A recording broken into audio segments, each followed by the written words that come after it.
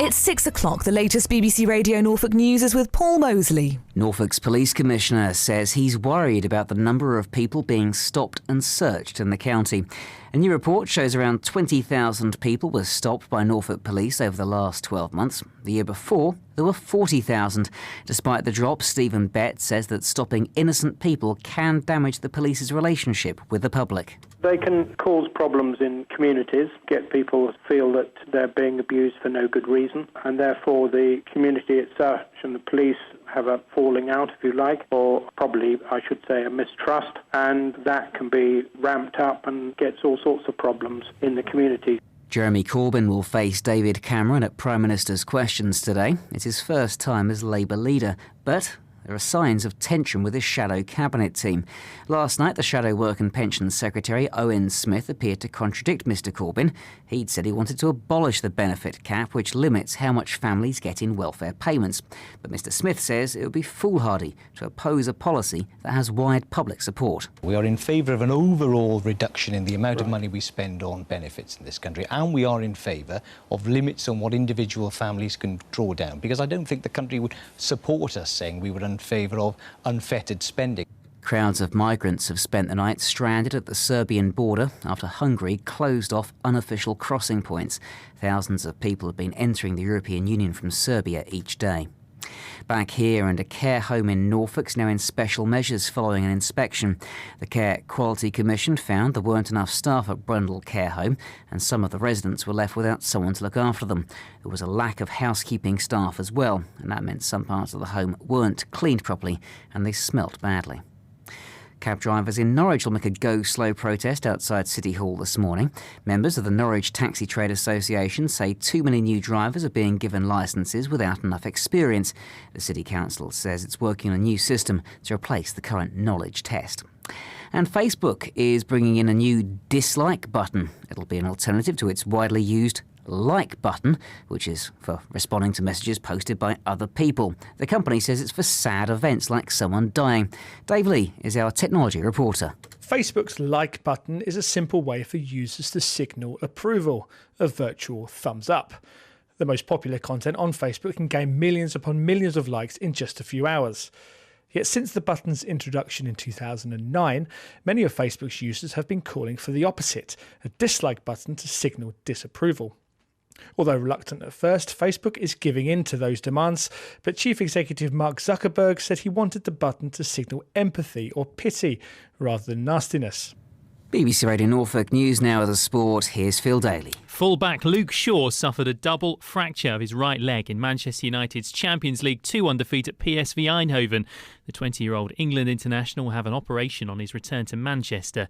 Manchester City also lost 2-1 in their Champions League game against Juventus. It's a big day of sport in Great Yarmouth today. Big-name jockeys like Frankie Dettori are at the racecourse for day 2 of the Eastern Festival. Then later, it's the grand final of this year's East Anglian Greyhound Derby at Yarmouth Stadium. And all-rounder Zafar Ansari's hopes of an England Test debut are in doubt after he dislocated his thumb while fielding for Surrey yesterday. That's it for now. More sport at 6:30. BBC Radio Norfolk weather. So it looks like some places will be dry at first, but the cloud is going to continue to thicken with outbreaks of heavy rain spreading from the south by this afternoon. Some brighter spells developing later, but scattered thundery downpours likely in the east. Highs today of 17 degrees Celsius, that's 63 in Fahrenheit. Then tonight, generally rather cloudy with outbreaks of rain, heavy and thundery at times at first, but becoming lighter and more patchy by the end of the night and becoming quite breezy later. Lows of 11 degrees tonight. That's 52 in Fahrenheit.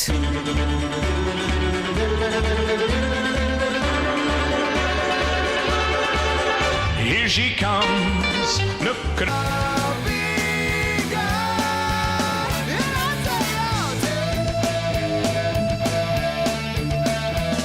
So needless to say, I'm on to it, but I'll be stolen away. Slowly learning that life is okay. Say after me. Well, it's not better to be safe than sorry. Take on me. Take on me. Take me on. Take on me. I'll be gone. And I'll take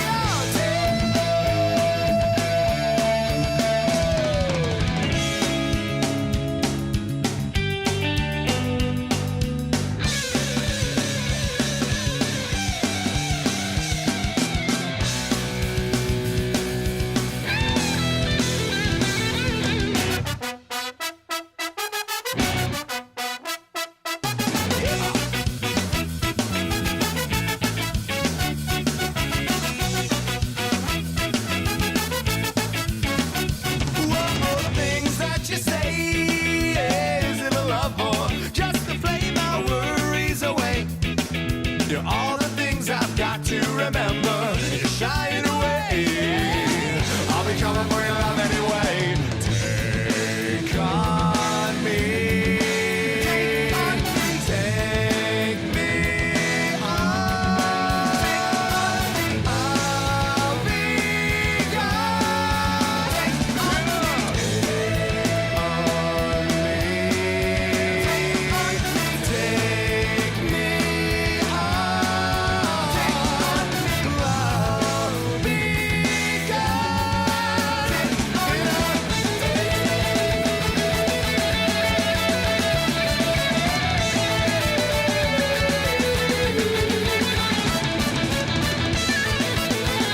Gosh.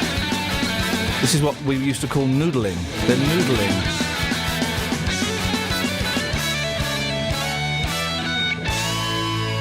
All right, guys, calm down. So you can play guitar, who can't, yeah? Jeez. Ed Miliband had a comedy scriptwriter, did you hear that in Tony's bulletin? A woman used to write jokes for Ed Miliband, he should have told them. Would have been nice to have heard. I think she's the same person that wrote the script for Last of the Summer Wine. That kind of gentle humour where it's not really funny, but, you know, if there's a laughter track behind it, you'll think it is. Morning, guys. Iain Lee, BBC Three Counties Radio. God damn it, there's a heathen in Parliament who refuses to sing God Save the Queen. This is outrageous, isn't it? Across beds, hearts Isn't and it? bucks. This is BBC Three Counties Radio. We'll talk about Jeremy Corbyn's refusal to sing God Save the Queen in a bit, but first of all, let's say it was great to have you back, Kelly. Thank you, Blair. And Catherine? Good evening. There we go. 03459 455 555 is the telephone number. Now, I don't want to see more babies die. Those are the words of a mother from Milton Keynes at the end of an inquest into her son's death. A coroner has now made a ruling to prevent similar deaths in future at Milton Keynes Hospital after Ethan Johnson died when he was a day old in January. Well, his death came after the Trust had already made a number of changes following 5 deaths within an 8-month period. Jessica Cooper has been looking into this. Jessica, what happened to Ethan? Well, Ethan's mother, Claire, had been trying for a baby for some time. Ethan was going to be her first child and he was due on Christmas Eve last year. So she reported having contractions on the 31st of December. She went into hospital at that time. She was assessed and sent home, like many women are at the very beginning stages. They don't really want them in hospital for hours and hours when nothing's going to happen for a while. She went back again on the 2nd of January, so 2 days later. She was told she was only 2 centimetres dilated. Sent home again, and so she was booked in for an induction on the 4th of January, and that's when things started to go wrong, really. At that point she'd already been having these contractions for 4 days, according to her, that they'd started on the 31st. So when she arrived on the 4th of January, which was a Sunday, she wasn't monitored straight away. Some members of staff didn't know the baby hadn't moved for 12 hours, something which she said wasn't that uncommon for this baby's behaviour, but was maybe ringing alarm bells for some members of staff. When they hooked her up to monitoring for the CTG, they couldn't get a clear reading of the baby's movements. He didn't seem to be moving very much. And when the waters were broken, they could see thick meconium in the waters, which was signalling that the baby may be in some distress. So emergency caesarean happened very quickly. Ethan was born with no heartbeat, which was able to be recovered, but he did die the next day. And Claire Johnson, Ethan's mum, told the inquest when she gave evidence, which was very moving. She said, "I just want the truth about why my son died. If there were mistakes made, then they need to be honest." Does the family feel the inquest told them more about what happened to Ethan? Well, yes, the coroner did find that there was a missed opportunity to deliver Ethan by C-section earlier, which I think is the answer that Claire, Ethan's mum, was looking for. Could something have happened before it did? The hospital did say during the evidence they can't know if that would have changed the outcome, but the family do believe that it would have. Gary Williams is their solicitor. Ethan's death was reviewed internally by the hospital. That investigation concluded his death was unavoidable, but Ethan's family felt this investigation left many questions unanswered and issues unaddressed. As a result of the inquest hearing, Mrs. Johnson now feels that she has a much better understanding of what happened on the day Ethan was born, what the risks were, and what could have been done to change what happened. And Iain, we also heard about a number of problems regarding the maternity care at the hospital, things like lack of communication between staff, difficulties dealing with more than one emergency at once. At the same time that Claire Johnston's was in trouble, a woman had been brought in by an ambulance having an eclamptic fit, which was deemed to be extremely serious. It was almost like they couldn't decide which woman could take priority, and they didn't have enough staff to be able to deal with both at the same time. Gosh. So there was this thing where they were kind of going in between the rooms. Also, problems reaching senior staff. There was an interesting moment in the inquest when a member of staff referred to a conversation. She'd bleeped a consultant who she said it was an urgent need for him to come, and he said, "I'm eating my lunch and I'll come when I'm finished." Wow. Which he later then gave evidence to say he made a clinical decision, the person was stable, he was only 5 minutes, but that also raised alarm bells for the coroner, who felt that wasn't right. And I think that also raised alarm bells for the family. This was actually dealing with the other woman, not Claire, so the ones at the same time.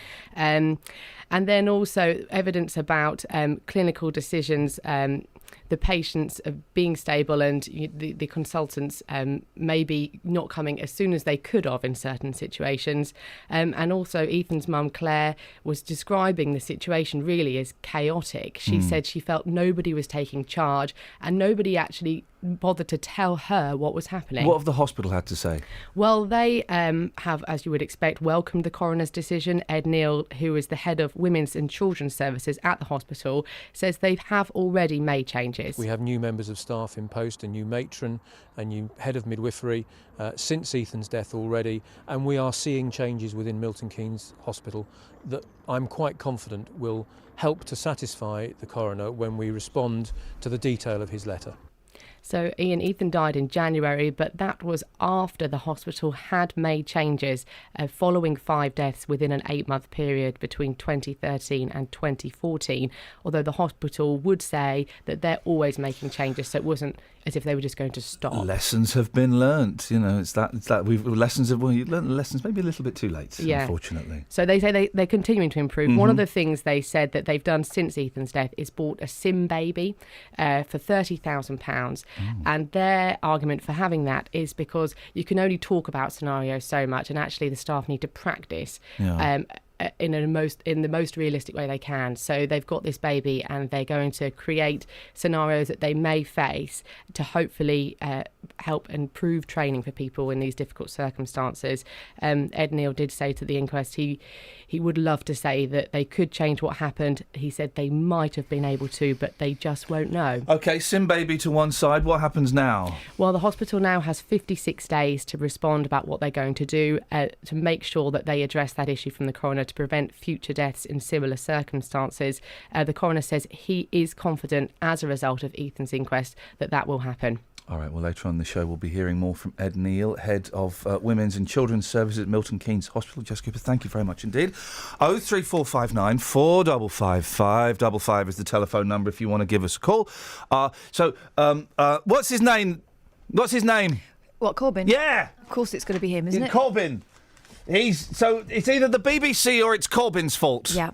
In fact, we can play that today. Is it the BBC's fault or is it Corbyn's fault? Well, that game. Us or him. Us or him. We'll play that later on. I don't quite know what the rules will be. We'll throw out things. You have to decide whether it's Corbyn's fault or ours. He's all I've seen is the picture. Did he not sing the national anthem the whole way through? He, according to the Labour Party, he maintained a respectful silence. If he'd sung it, he would have been held up as a hypocrite. Did you see the front page of The Sun yesterday was a lie? Yeah. What was it about how he was going to shake the Queen's hand for 6 He kissed her hand for 6 million. No, he didn't. That's not the requirement. That was a lie. So that's a lie. That's why I'm questioning this. Okay, it happened. Who even knows the words? Let's go to a young person. Kelly. This is. I will do not much better than you. Do you know the words? I know the first bit. Let me finish the question, Jeff. Okay. Sorry. Do you know the words? Yes. I know the first. Jeff, I'm going to get there. Do you know to the national first anthem? Bit. Go on, I know then. the bit that says "God saves our gracious Queen." Well, you don't obviously, because God saves our gracious Queen. And then I don't. I know. If he did, we wouldn't have to sing. I know the first 4 lines. Shall we do it together? Sure. God saved our... Hang on, Kelly's already out. You said God saved. Queen. What is it? Oh no, it's God save. Yeah. God save our gracious Queen. Long live our great. Why are you staring at me? Oh, this is more fun than I thought. Travel news for beds, cards and bugs. BBC Three Counties Radio. It's all moving fine so far on the M1, but there are roadworks between junction 12 for Flitwick and 11 for Dunstable. There's a lane closed each way, so that could cause delays later. On the A421 Standing Way in Milton Keynes at the Bleakhall roundabout, there's a lane closed there for roadworks, which could also cause some queues. And on the North Orbital Road between the Park Street roundabout and the London Coney roundabout, there's roadworks there too, which is likely to get busy. It's starting to build up on the North Circular Road westbound from the M1 at the Staples Corner flyover towards Wembley. And on the trains, Great Northern have no service between Finsbury Park and Moorgate because they've got a power problem, but you can use your tickets on the London Underground. Samantha Bruff, BBC Three Counties Radio. Thank you, Sammy. 6:16. Do you know the words to the national anthem? 03459 455 555. I know there's a verse about making Scotland our bitches, basically. That's what it's about, isn't it? Really? There's a verse about poning Scotland's backsides. These are your headlines on BBC Three Counties Radio at 6:17 on Wednesday, the 16th of September. Milton Keynes Hospital has been told by a coroner to improve leadership of its maternity services to avoid future deaths. Bedfordshire Police have confirmed plans to close 5 inquiry offices in the county from next January, and older motorists in Buckinghamshire are being urged to take driving courses in order to reduce the number of accidents. I've been saying this for ages. Get more from BBC Three Counties Radio online by liking our Facebook page. Take part in our conversations, including what we talk about every afternoon. Well, it's kind of how most taxes work. So most taxes work that, on the first bit you pay no tax, on the next bit you pay basic rate tax, on the next bit you pay 40%, then 45%. See pictures and videos you won't get anywhere else. What we're going to do today is take you around for a lap of the Silverstone Grand Prix circuit, all 3.66 miles, which will be used for this year's British Grand Prix. Get more from BBC Three Counties Radio online by liking our Facebook page at facebook.com/BBC3CR. Okay, we go. Got to stand up, got to stand up, do it properly. God save our grace. Hang on a minute. She said stop again. Stop. Sorry. You said saved again. When did he save her? I was thinking of the other just one. move my mic up. You've got to stand up. You've got taller than I thought. Oh, I can't. And the thing is, I'm old enough to remember Kelly Betts at the end of the cinema, then playing the national anthem in the cinema. Are you? Yeah, I'm old enough to remember that. See, I've never had to sing it. Well, all right, Jeremy Corbyn, if you love him so much, why don't you go and have a hippie marriage that's not legally binding? Were you not like a guide or a brownie or anything? Yeah, but that was years ago. So did you go to church? I bet you skived off church parade. I don't think I ever went to church parade. Okay, well, now you have to sing it because you work for BBC. Okay, so do it properly. It's not God saved. Yeah, let's just go to Big build up. Dramatic. What, by myself? Okay. Go on. How gracious Queen. Long live our gracious Queen. God save the Queen. Could you not know that bit? Oh, yeah. Centre victorious, happy. I thought that was Victoria glorious, long to reign. Oh, you're copying me. For us, God save the Queen. Let's be having you. It turns out I do know that bit. I think I might know the next bit. Well, I'm afraid that we don't have the copyright to play that. It turns out that I like that bit because it's got something about pouring gifts on her, isn't it? The next bit. Pouring something on her. There's the it's got that there's got the cheat line in there. Long to reign o'er us. Oh, I never say o'er. It's o'er. Is it? It's O''ER. Oh, blimey. Long to reign o'er us. Gosh. Because they rhymed it with, what was it? What was the rhyme? Onerous. What? What's the rhyme? Centre victorious, happy and glorious, long to reign o'er us. During the during the break for headlines, Kelly was going, seriously, tell me what the words are, and then she went, I know there's a bit about Victoria. Nobody knows beyond that, apart from...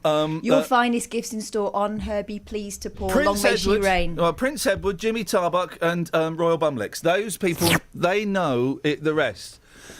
I don't think anybody else knows it. And is there a problem with him not singing it?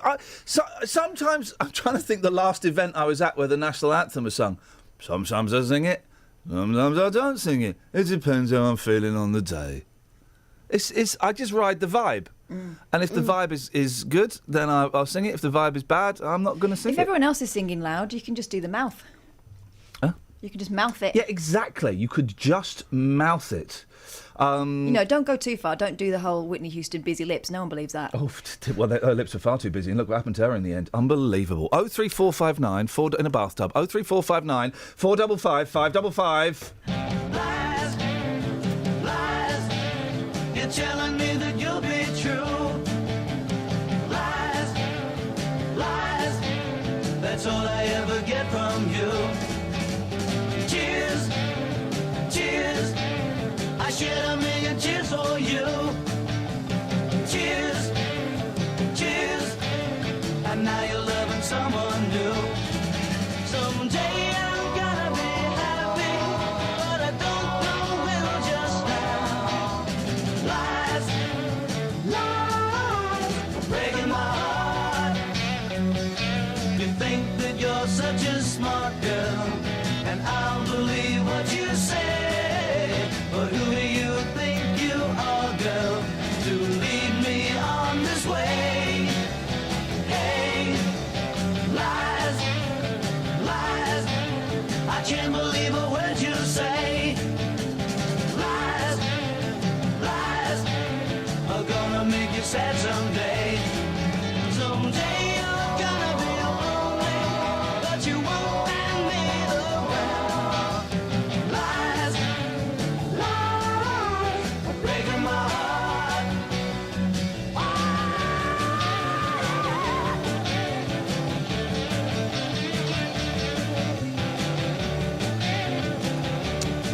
Oh no, they got ages to go, sorry. Someday I'm gonna be happy, but I don't know when just now. Lies, breaking my heart. You think that you're such a smart girl, and I'll believe what you say. But who do you think you are, girl, to lead me on this way? Hey, lies, yeah, baby, I can't believe a word you say. Lies, are gonna make you sad someday.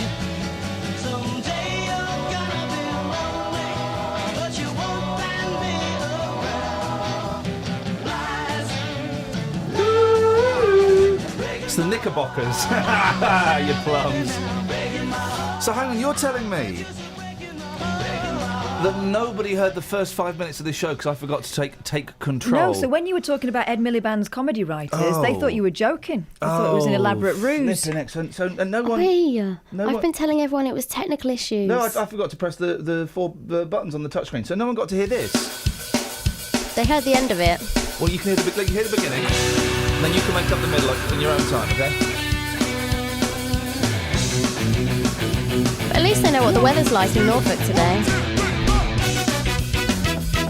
Okay, you missed that. Oh. You missed that at the top of the show. Proper knees up. I might play it again. It's a Cockney Scar knees up. If you've been driving since your town was nothing but fields... You must be tired. Thank you very much indeed. Thank you, Kelly. Our jokes are written by the same woman that writes Ed Miliband's. She must be tired. Eh? Bored. It may be time to pack it in. And Buckinghamshire County Council's offering a course to tell you whether that time has come. Not because they hate old people, but because, oh boy, at last, validation. I've been saying this for years. What, that you hate old people? Yeah. No. You must be tired. No. Yeah, your mic's off now, because that's... Well, you encouraged it. Well, I did, actually, yeah. I'll open the mic again, man. Because there's been a 60% rise in the number of serious collisions involving drivers over 65. I've been saying this for years and years and years. I've been more generous than Bucks County Council. I say at the age of 67 you should have to take your licence again every year, and if you fail, then you lose your licence. Well, this isn't going to be draconian enough for you then, because it's optional. So it's for people who've already got a suspicion they might not be the best. Why is the campaign necessary? Well, the council says that in the 5 years from 2009 to 2013, the number of collisions that killed or seriously injured drivers over 65 rose by almost 60%, from 27 in 2009 to 43 in 2013. Now, the main causes of those accidents: illness, fatigue, distraction and uncorrected defective eyesight. They were almost as big as Earth, Wind and Fire, those guys. In the 70s, they just didn't quite make it. No. The council's concerned that increased car ownership and an ageing population means people are driving older and for longer, and they're at greater risk of being involved in a crash. In Bucks, just to let you know, a few stats.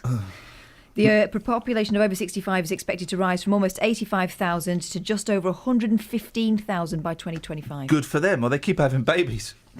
They keep having old babies. Can you imagine? I can. I'm sure that I read this somewhere, that if a couple over the age of 70 have a baby, the baby is instantly 50. Difficult delivery. They have to. They leave it with the neighbour next door. What does this driving course involve? It's a 1 hour assessment. It'll cost you £37. It's in your own car on a route familiar to you. I'm talking to you because you're heading that way. Oh. And based on your driving needs. They get a detailed written report outlining recommendations to improve driving technique, and the aim is to increase their awareness of the effects that age can have on their skills and to help them with strategies to reduce the risk of being involved in a collision.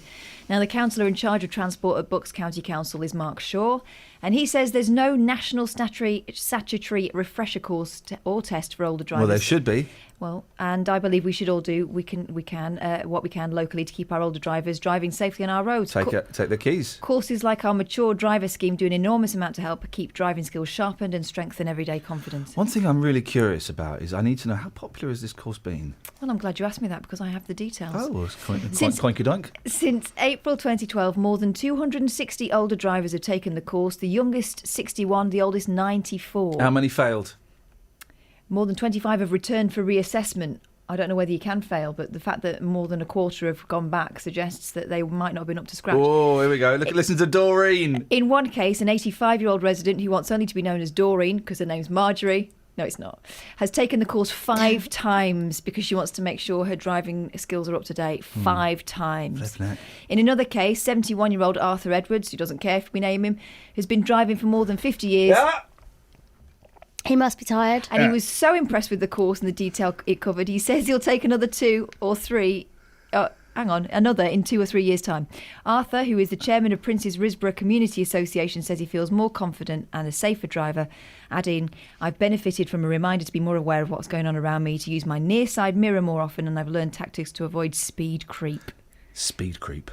Of the 260 mature driver assessments conducted since 2012, 29% were medical referrals from GP surgeries and specialists such as memory clinics. I have said this before. I didn't think I'd ever have to say it again. OK, I'm going to be more generous. At the age of 67, you should have to take your test let's be generous, every 2 years, because your body and your mind slow down. My body and my mind are significantly slower than when I was 24, primarily because I'm not on amphetamines. But it's significantly slower. Yeah, I think putting it in the, making it optional is a bit of a shame. Tony Fisher's joined us in the hub. You're not going to accuse me of being an older driver, are you? Well, I'm going to accuse you of being an older, unable to drive your desk. Could you turn your microphone on? No, well, listen, we've all cocked up because your first bulletin, no one heard it, just us. I know. I don't know that you ran in at the last minute. I got, as I said, I got 5 likes for that bulletin. He hadn't even done anything. Travel news for beds, cards and bugs. BBC Three Counties Radio. On the trains, there's no service for Great Northern trains between Finsbury Park and Moorgate because of a power cut. So that's affecting trains from Letchworth Garden City to Moorgate. It's expected to cause problems till 9 o'clock this morning. On the North Circular Road in Neaston, it's slow westbound between the M1 at the Staples Corner flyover and Wembley. Also nearby in St Albans on the North Orbital Road, there's a lane closed there in both directions between the Park Street roundabout and the London Coney roundabout, so expect queues there. And the A40 in High Wycombe has roadworks at the junction for Chorley Road, so that could cause some Milton Keynes 2. Samantha Bruff, BBC Three Counties Radio. Thank you, Sammy. Coming up in the show, I'll be talking about a game that Catherine and I like to play on long journeys. Across beds, hearts and bugs. This is BBC Three Counties Radio.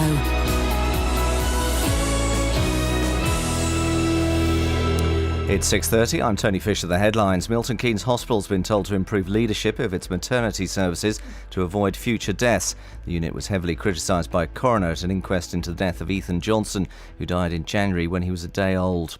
Bedfordshire Police have confirmed plans to close 5 inquiry offices in the county from next January. The front desks of the police stations in Houghton Regis, Biggleswade, Dunstable, Leighton Buzzard and Flitwick will shut as part of proposals to save £250,000. There are fresh signs of policy tensions between Jeremy Corbyn and his new frontbench team. The Labour leader's made clear he wants to abolish the benefit cap, but last night the Shadow Work and Pensions Secretary, Owen Smith, said that doing so would be foolhardy. And older motorists in Buckinghamshire are being urged to take driving courses in order to reduce the number of accidents. It follows a 60% rise in the number of serious collisions involving drivers over 65. Three Counties Sports. BBC Three Counties Radio. Manchester United manager Louis van Gaal says it was a very bad tackle that caused defender Luke Shaw to suffer a double fracture of his right leg in their 2-1 Champions League defeat at PSV Eindhoven. The heavy challenge went unpunished. Colin McNamara reports. Manchester United have lost their opening group game of the Champions League, but the real cost of this defeat may well be the injury sustained by Luke Shaw. Manager Louis van Gaal later confirmed it was a double fracture. It'll be a long road to recovery now for the young England international, who, after struggling during his first season at Old Trafford, had actually started this new campaign in really good form. Memphis Depay scored against his old club to put Manchester United in front, but they were beaten by 2-1. Afterwards, Philippe Cocu spoke of the devastation in his team's dressing room once the PSV players had learned of the severity of Shaw's injury. Manchester City's European woes continue. Despite leading with 20 minutes to go, they lost 2-1 at home to Juventus, a result that manager Manuel Pellegrini thinks didn't reflect the match. Well, I think that was a strange game. I don't think that we deserve to lose this game. We played better than Juventus. We had 3 clear options to score. I think that really Buffon made good save, and we were very unlucky, especially in the first goal. So we play against a strong team with not too many options, but I think that we controlled the game. Elsewhere, Cristiano Ronaldo moved 3 clear of Lionel Messi at the top of the Champions League scoring charts after a hat-trick against Shakhtar Donetsk. Tonight, Chelsea host Maccabi Tel Aviv at Stamford Bridge. Arsenal travel to Dinamo Zagreb, but are likely to be without Per Mertesacker after the defender was involved in a minor road traffic accident on Monday on the M1. Jack Wilshere and Danny Welbeck are also out. The Information Commissioner has ruled that the confidential terms of West Ham's move to the Olympic Stadium should be made public. A BBC documentary revealed that West Ham would be getting many of the running costs of the £700 million stadium paid for by the taxpayer. That's the news and sport. The next full bulletin is at 7. Everybody knows that I love you. Everybody knows that I need you. Everybody knows that I do, except you. I told the stars above about the one I love. I told the morning sun, yeah, I'm telling everyone. I told my mom and dad.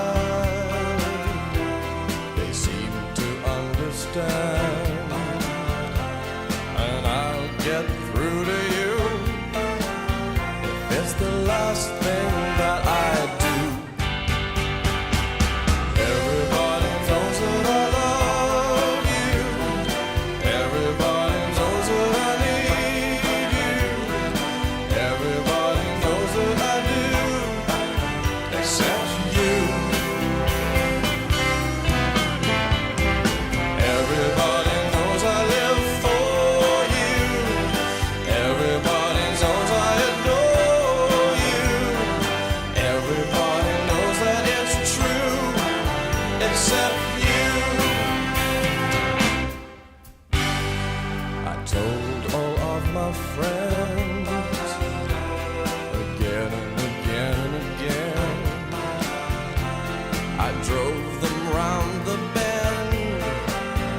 So now you're my only friend. I told the passers-by I made a small boy cry. Yeah, and I'll get through to you if it's the last thing that I do. 'Cause everybody knows that I love you. Everybody knows that I need you. Everybody knows that I do, except you.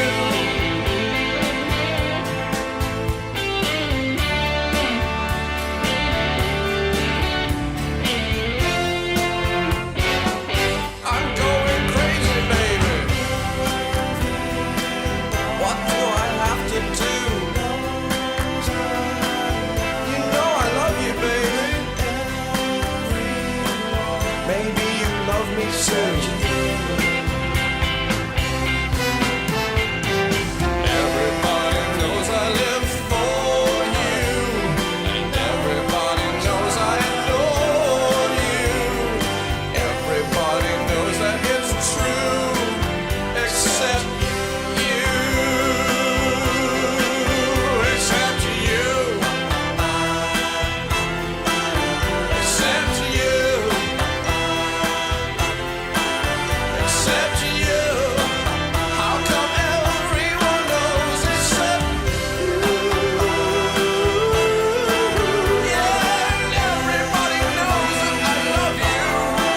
Yeah, everybody knows that I need you. Oh man, I just thought. Everybody knows that I do, except you. Did Gareth get to see the fly past? Gareth, if you're out there. Call us. Call us. Well, no, call Southern Counties and you'll get us. Did he get to see the fly past? Shall I ring him back? Yeah. What now? Yeah. At 6:37. I imagine. Do you think he'll be up? I He doubt- rang us at that time. I doubt he sleeps. Find out if he saw the fly past, and we'll have a word with him. All right. Thank you, Kelly. That's very, very kind of you. Yeah, I worried about that too, because didn't they shift the time? Ian, it is the national anthem. I do not believe in God, but it is one of the words in one of the dreariest anthems. So someone obviously anti-anthem. Oh, hang on. But put passion into it and feel some patriotism. Americans have their kids do Star Spangled Banner every day, No. and that's worse than ours. No, they don't. They pledge allegiance. If Comrade Corbyn chooses not to sing Up to Him. Okay. Oh, that was confusing. That was a twist at the end. I thought it was make him have it. Have you got a problem with Jeremy Corbyn not singing the national anthem? You haven't, but you're being told you have, and you want more reasons to hate him, so now you have. Do you see in the mirror, you've got Dan Chuck and someone called Blythe, another, both Labour MPs. Dan Chuck reckons that part of the job of being leader of the opposition is singing as loudly as you can and with gusto out of respect. The other fella says, no, we live in a free country. It was no disrespect to the armed forces or the Queen. You just didn't have to sing it. You know, it's part of living in a free world. I'll be honest, right, because he knew this was going to be picked apart. Balls of steel. Of course he did. Balls of steel. To stand there with all of the press, their lenses focused entirely on you, waiting. What would you rather be called, though, disrespectful or a hypocrite? I guess if you're a politician, you don't want to be a hypocrite, do you? I have, whether you think he's any good or not, I think you have to respect him for standing up for what he believes in front of the world. The world, the British press, who are some of the snarkiest press in the world. But he stood up for what you can't have a problem with him not singing the national anthem. Do you know all the words? Would you sing it? Do you always sing it? No, of course you don't. Of course you don't. 03459 455 555. Kels, did he see it? He's not answering. Oh, maybe he's still there. Maybe. Oh, he's... Gareth's calling in. Get him. Get him on, bang a gong, get him on. Oh, Gareth. Get him on. What have you spotted in the papers while we're waiting for Big Gaz? Oh, God. Oh, do you want to read? Something awful I don't want to read out. Okay, don't read that. A woman burnt her... No, No, I don't want to read no, that. don't want to read that. And... okay, I'll do gosh, Elton it's John. all horrible, isn't it? No, there's some good stuff in the papers, Hang actually. on, today. well, give me Elton a John, here we go.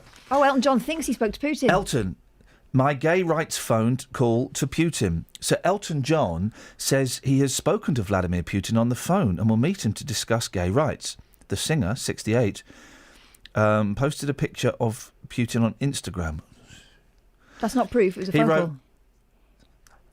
I'm trying to do an Elton John impression. I want to kiss the bride. Thank you to President Putin for reaching out and speaking via telephone with me today. Is that Yeah, but did you hear Putin said it wasn't him? I look forward to meeting with you face-to-face to discuss LGBT equality in Russia. But Mr. Putin's spokesman denied any phone call had taken place. Putin did not have conversation with this Elton John figure. The president will be ready to meet Elton John if there is a request. So, where was Rory Bremner? Ah, Gareth, where was Rory Bremner? Gareth. Yeah. Where was Rory Bremner? I don't know about Rory Bremner. He hasn't been on telly for a long time. He hasn't. And there used to be a girl who used to do all the girls in imitations. You don't see her. Cheryl Ronnie Kennedy, Ancona. No, I think it was Cheryl Kennedy before. I'm talking Charles, about Faith Brown. Programs. Faith Brown. Kelly Monteith did a lot of imitations. Oh, I'm older. Hands up anyone in this room who remembers Kelly Monteith. Just my hand. Kelly Monteith was a Canadian comedian. He had a late-night BBC TV series, I'm going to say 1981, because we just bought a video recorder so we could tape it. And the opening titles were like photos. It's like a photo montage. Do you remember the episode where he had a waterbed? I remember when he was in a deaf meeting and they were chatting in the back with sign language and people objected. That's the most funny bit I remember. Kelly Monteith. Yeah. Anyway, Gareth, did you get to the flyby past? I went to Basingstoke and I got there for 12 in spite of roadworks. Oh. And I stand around till 3:15 and nothing. Oh. And yet the television kept saying over Basingstoke. Yeah. And there were people with mobile phones. And they said, well, they're in Romsey and they're in Hursley, but there's only two. The television said there were four. They were in groups of four. Did you look up? Well, of course I looked up. I had binoculars and everything. Oh, okay. And the weather was perfect. The radio said, 2:30, 2:40 or something. Yeah. And then the weather at that time was perfect, although there was rain either side. And the sort of clouds you want if you want to do a painting of clouds, you can do better. And there were 2 or 3 helicopters around, but no other planes at all, which is unusual. Yeah. And there was only 2 or 3 other people around. I would have got to... now, if I'm waiting for an event, if there are only 2 or 3 other people, that's when I start to get a little bit angsty and think, maybe I should be elsewhere. Well, the silliest thing of all, I live in Caversham, and, when it was too late to come home, they said, they're coming over Caversham Park. But I phoned Caversham Park. They actually said, well, they were actually quite a way away, but we wanted to big it up for the radio. Oh. And the people at Old Basing House said they were on top of the tower and saw something in the distance at the same time as they were at Caversham Park. But I can't see that, you could see the same planes at 23 miles or something. So there were people all over your part of England looking at the sky and pointing at planes? Yeah, well, the silly thing on the television last night, they said, we want to show the maximum number of people. Well, if they'd gone at 12 o'clock, the people in the services and pools would still be inside. If they'd done it at 4 o'clock, the kids would be coming out of school. But if they'd done it on the weekend with other events on, they'd have got 10 times as many old people. Are you disappointed? Difficult to say. This whole month has been mess. And, it's bloody typical. There was an occasion where I would almost rather not go, so blame someone else for getting my way, you know what I mean? Who do you blame more? Do you blame the BBC this time or Jeremy Corbyn? Well, he wasn't singing the national anthem, but I don't think the planes went in the wrong direction because of him not singing. Okay, so it's the BBC's fault this time? Well, the BBC's fault for having too much Jeremy Corbyn and ignoring all the other things in the world, like Al-Aqsa Mosque and space flights and stuff, Oh. But you did your best. We did our best, and I hope you appreciate that we tried, Gareth, and we weren't... Radio Berkshire was slightly helpful, but to tell you, it was moved from 12 till 2, and then it was 2:30, and it was 2:40. Who was more helpful? Okay, I'm going to give you 3 options here. Was it BBC South, BBC Berkshire, or BBC Three Counties Radio? Who was the most helpful? You were the most helpful. Yes. But the BBC South still said they went over Basingstoke, and but you can't ring BBC South. They're not in the phone book. It doesn't exist. They're not in the back of the Radio Times. It's because they don't want the truth. Yeah, well, they don't, because it's not the first time. I think the Sky said they went in 4s, which they didn't. And there definitely wasn't more than one Blenheim, whatever. It's another BBC cover-up. We've had it happen before, and I thought we'd got to the end of this. Well, talking of cover-ups, what happened to the mad cow disease? Everyone was supposed to die of mad cow disease, but are they covering it up, or was it a full scare? Travel news for beds, cards and bugs. BBC Three Counties Radio. On the M1 towards London, a lane's been closed at junction 9 for Redbourne because a vehicle's broken down there. It's busy on the M25 anti-clockwise between junction 21 for the M1 and 19 for the A41 at Watford. And on the M11 northbound, the lane's been closed just after junction 8 for Bishop Stortford, and that's it being coned off in that lane. On the A1 southbound in Bournemouth, there are queues from the Holiday Inn towards Barnet Lane and the Stirling Corner. And on the trains, Great Northern have no service between Finsbury Park and Moorgate because they've got a power cut, so that's affecting trains from Letchworth Garden City. Samantha Bruff, BBC Three Counties Radio. Thank you, Sammy. I think they managed to stop the mad cow disease. He's right, everyone was supposed to die, but I think they managed to stop it before that happened. Fingers crossed. I'm still nervous about the avian flu, HN5. N1? Yeah. M1, North Circular, M4, Bosch. It's 6:46. It's Wednesday, the 16th of September. I'm Iain Lee. These are your headlines on BBC Three Counties Radio. A coroner has heavily criticised Milton Keynes Hospital following the death of a one-day-old baby at the trust in January this year. Bedfordshire Police have confirmed plans to close 5 inquiry offices in the county from next January, and older motorists in Buckinghamshire are being urged to take driving courses in order to reduce the number of accidents. Let's get the weather. Beds, Herts and Bucks weather. BBC Three Counties Radio. Good morning. Today is going to be fairly wet, I'm afraid to say. At the moment, most places are dry. The bulk of the rain's towards the east, but it's not going to stay this way. We will see some heavy, sometimes persistent rain moving from south to north through the course of the morning, and then some thundery downpours later on this afternoon. The Met Office has a yellow weather warning in place for this rain. Now, we could see some localised flooding, causing problems on motorways as well, so something to watch out for through this morning and this afternoon as well. Temperature is going to suffer because of it. We're looking at a maximum of just 15 Celsius. Now, overnight tonight, further outbreaks of rain and thundery downpours, but gradually they're pulling away eastwards. As they do pull away eastwards, the wind is going to pick up, becoming quite breezy through the night. Minimum temperature 9 Celsius.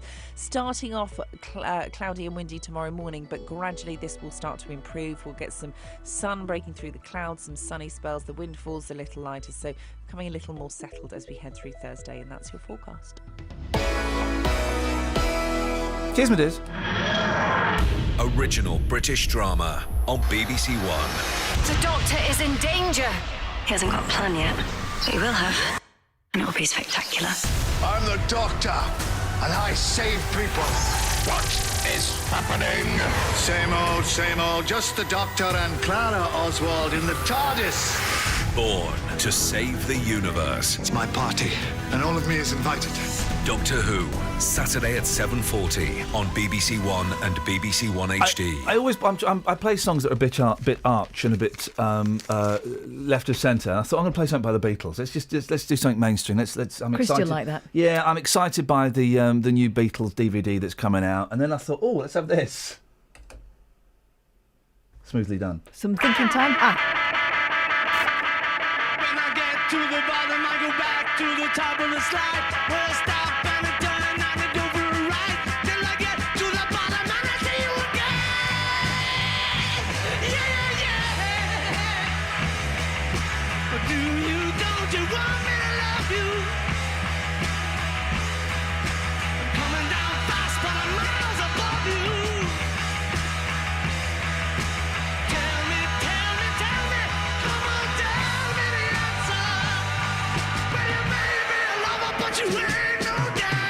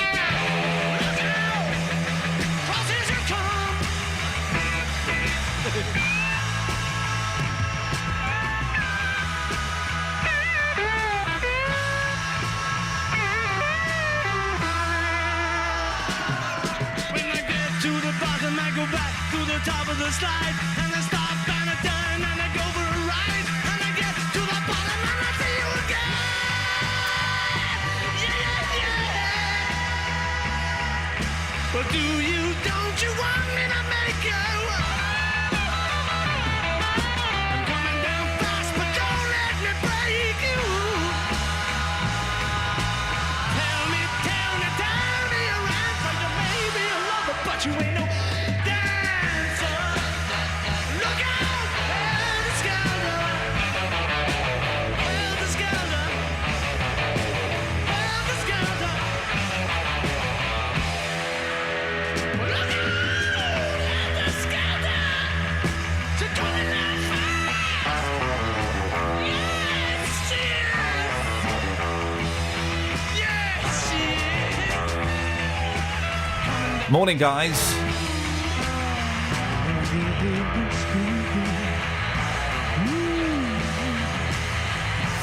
Oh, 03459 455 555. I love that song, although I'm tempted to play all 8 minutes and 22 seconds. We could just squeeze it in before the news of... you familiar with this work?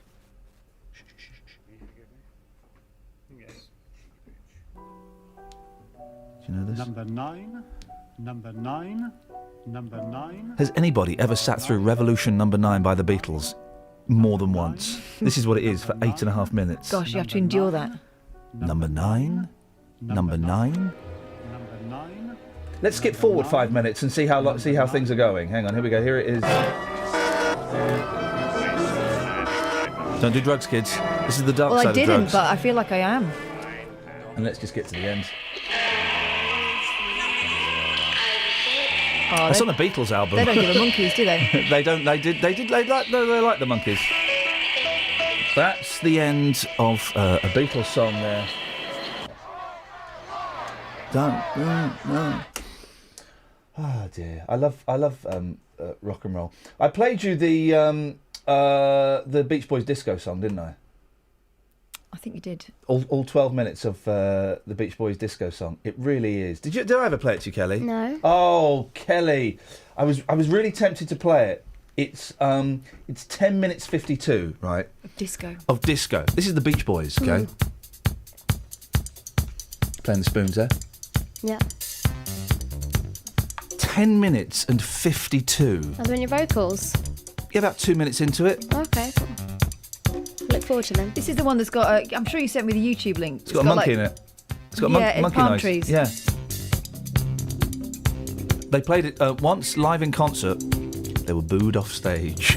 1979, about 2 years after the disco phenomenon had peaked. Here we go. How far into the set were they booed off? No, this is towards the end. Okay. Here we go.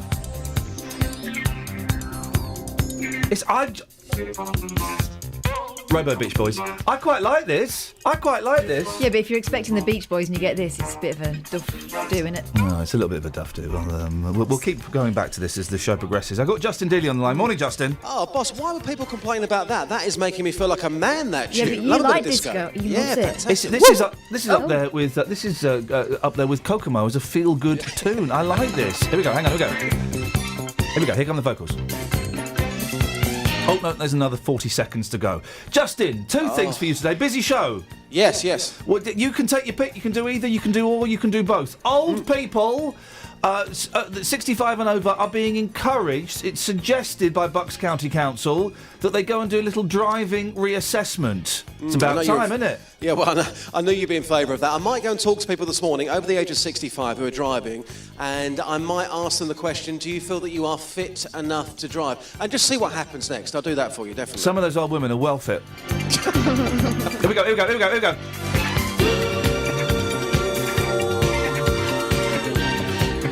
Only got a little bit to go yet. Take that to the streets. Also, does anyone actually know the words to the national anthem? Kelly Betts doesn't. I don't really. I know a few more than she does, but not many. I don't have a problem with Corbyn, and I don't know the words. Well, I've got no problem with Corbyn. I think he's an absolute legend. That's the first thing. But in terms of God Save the Queen, I think most people know the verse we're all meant to know. Then apart from that, people won't know. But people are being outraged this morning just for the sake of it, aren't they? Yeah, so what if he didn't sing it yesterday? So what? They're being told to feel angry, and now they've got another reason to hate him. Yeah. I know what. Why don't we hate him for his policies? If we don't agree with the policies, then that's a reason. Yeah, I just think it's overload this morning. Can you take him to the streets, boss? Of course I can. Speak to you later on. Ta-ta. Here we go. Here we go. They're about to start. They're 2 minutes 45 in. They're going to do the first verse. Here we go. There's another 8 minutes of this to go. I think the monkey comes up in a minute. You might hear a monkey scream. I feel like twirling. I want to get up and twirl. Here we go. He's going to sing. Mr. Carl Wilson on vocals. Now, I like this. I want to get to the bit with the monkey. Hang on. There goes the sax. Here we go.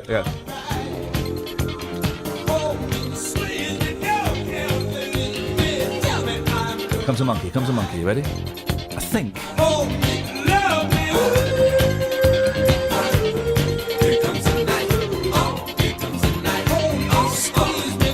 Okay, we get the idea. Here comes a monkey.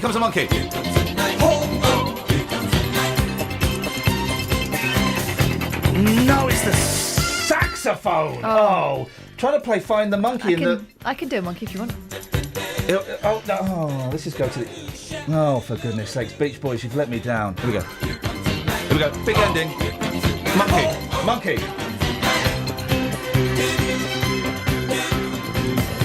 Here comes big ending in the monkey.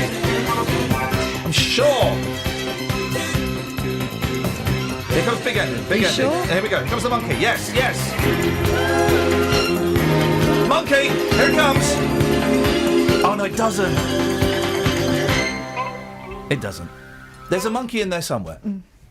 Piece of talk. No. It goes. Still, it filled a few minutes. Regrets, we have a few. When it comes to the things we wish we'd done in our lives, there seems to be bad news for the state of our relationships and finances. Failing to save money was the nation's biggest downfall, with people wishing they put more cash aside. I wish I'd spent more cash.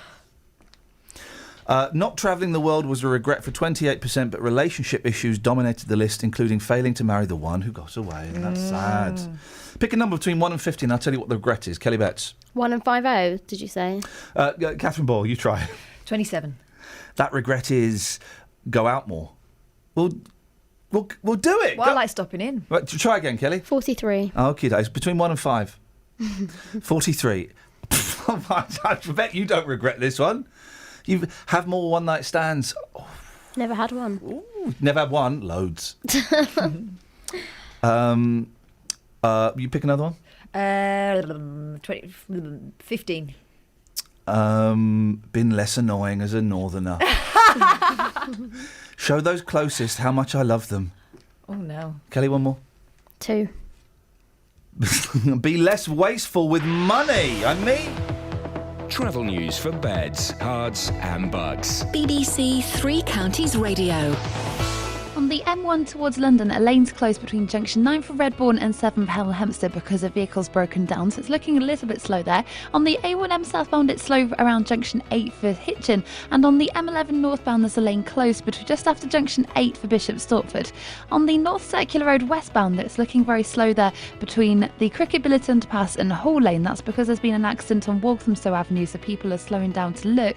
And on the trains, Great Northern have delays, have no service between Finsbury Park and Moorgate because of a power cut, and that's affecting trains until 9 o'clock this morning. Samantha Bruff, BBC Three Counties Radio. Sammy, thank you very much. 03459 455 555. There are two good ones going this morning if you want them. Older people, come on, 65 and over, of course you should be forced, it should be law to take your driving test. Your body and your mind are weakening. There will be exceptions to the rule. And you have to respect Jeremy Corbyn for having the balls not to sing the national anthem. And vocal across beds, hearts and bucks. This is BBC Three Counties Radio.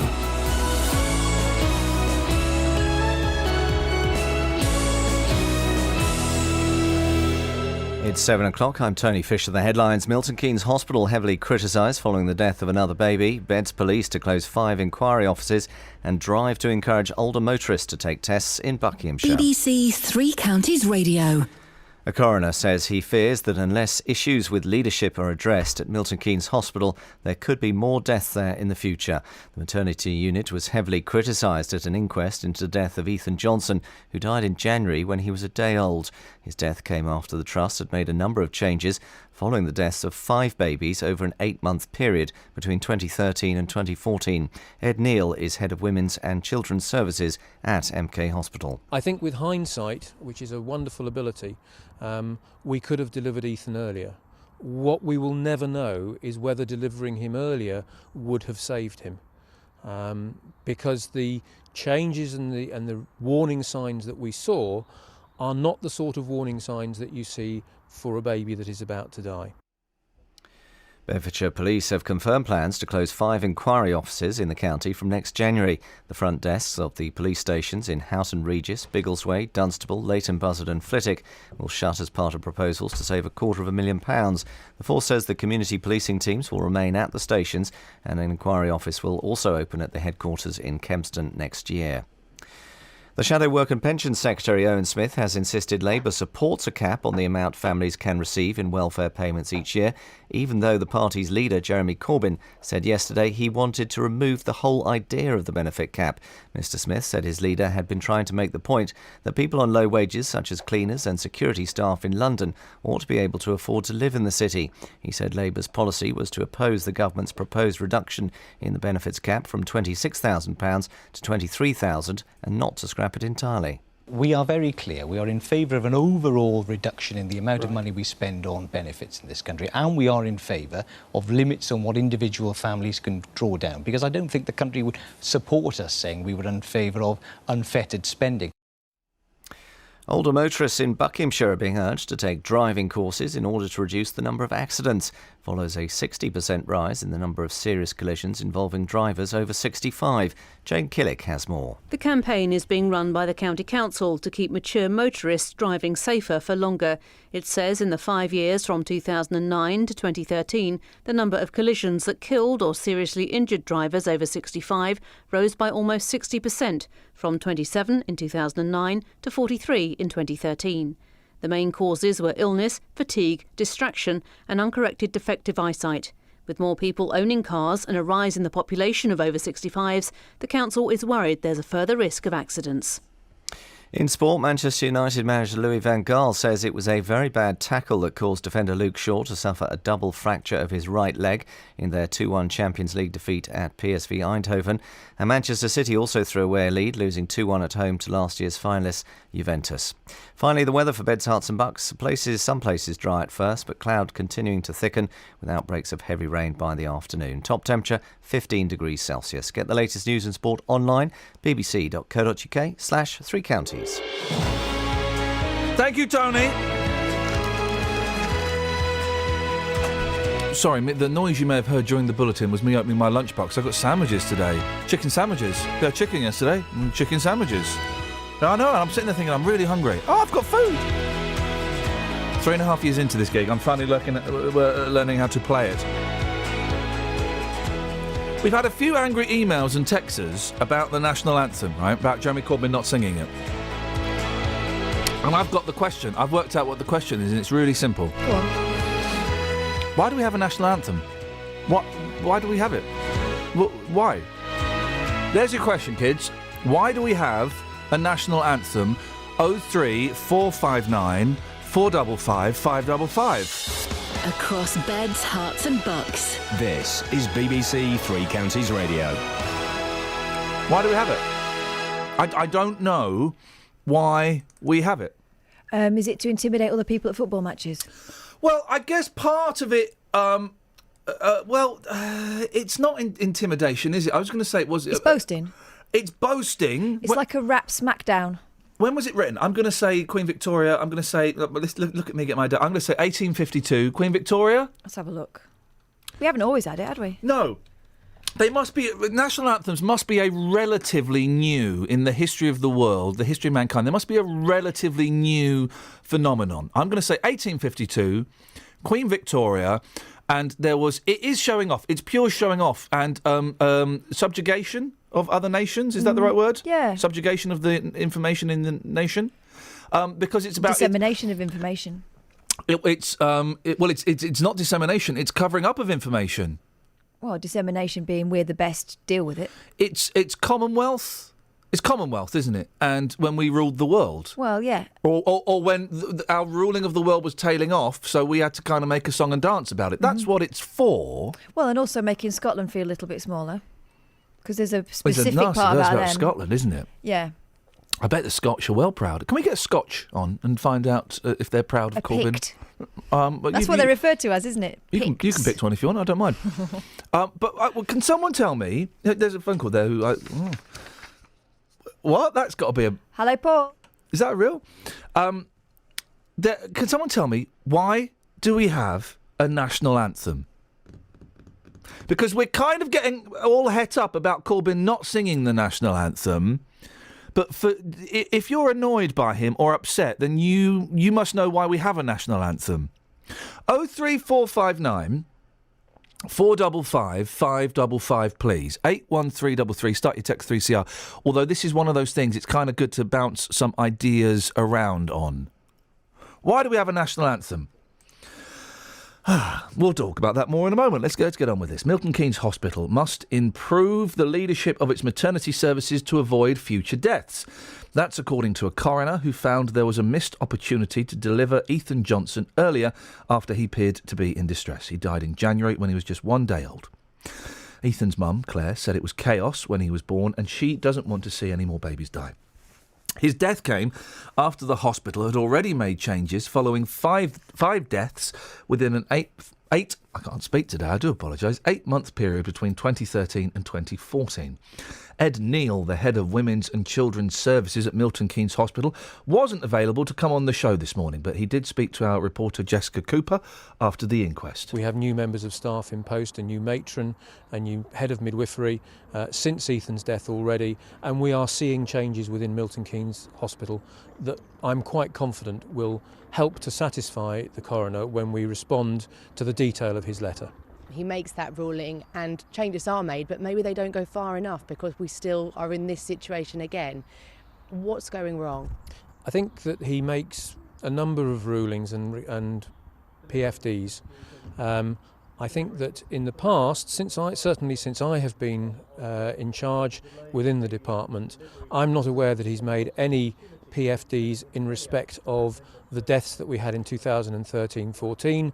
He's accepted that we are making progress and making changes. I think now what he sees is that we are only part way through those changes, and he wants assurance that those changes are ongoing and improving care. You must have been concerned from some of the evidence you heard, registrars not coming straight away, junior midwives saying they felt that there were no senior staff. It seems almost that Claire's case wasn't deemed to be very serious until the very last second when it was too late.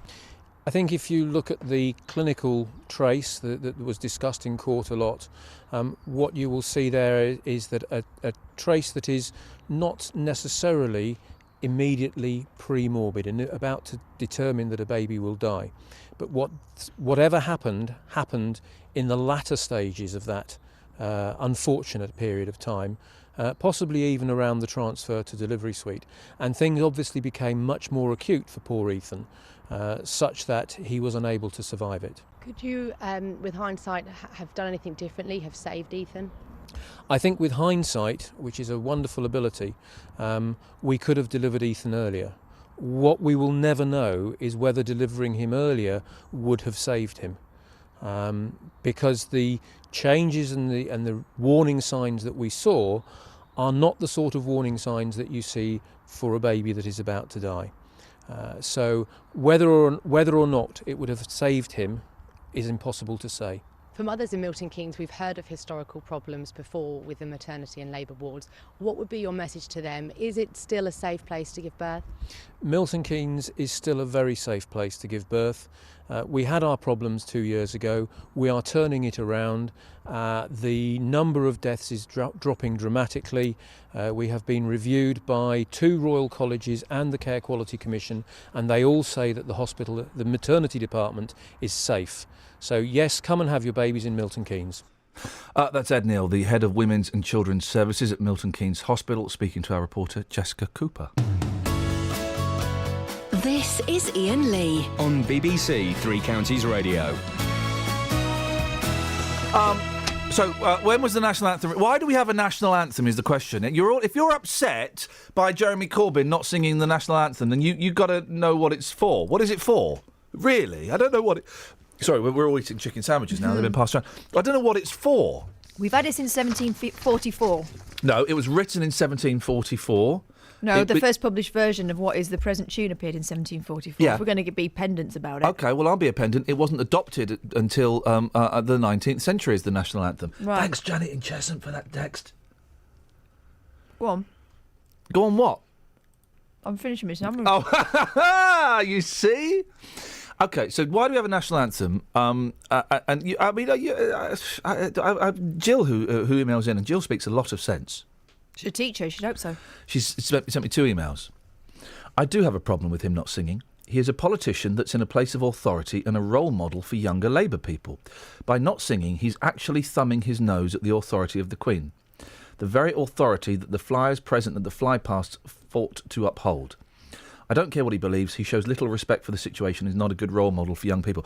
Well, he was saying he was there to show respect to the soldiers and where it says on the front page of the Mirror. They fought for his freedom to abstain if he wants to.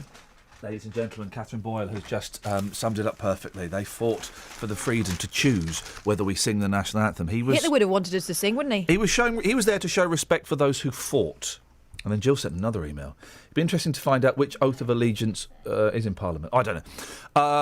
But I think he is an inspiration to young people because he's saying, look, this is what I believe in, and I'm prepared to have people attempt to shame me on the front page of newspapers.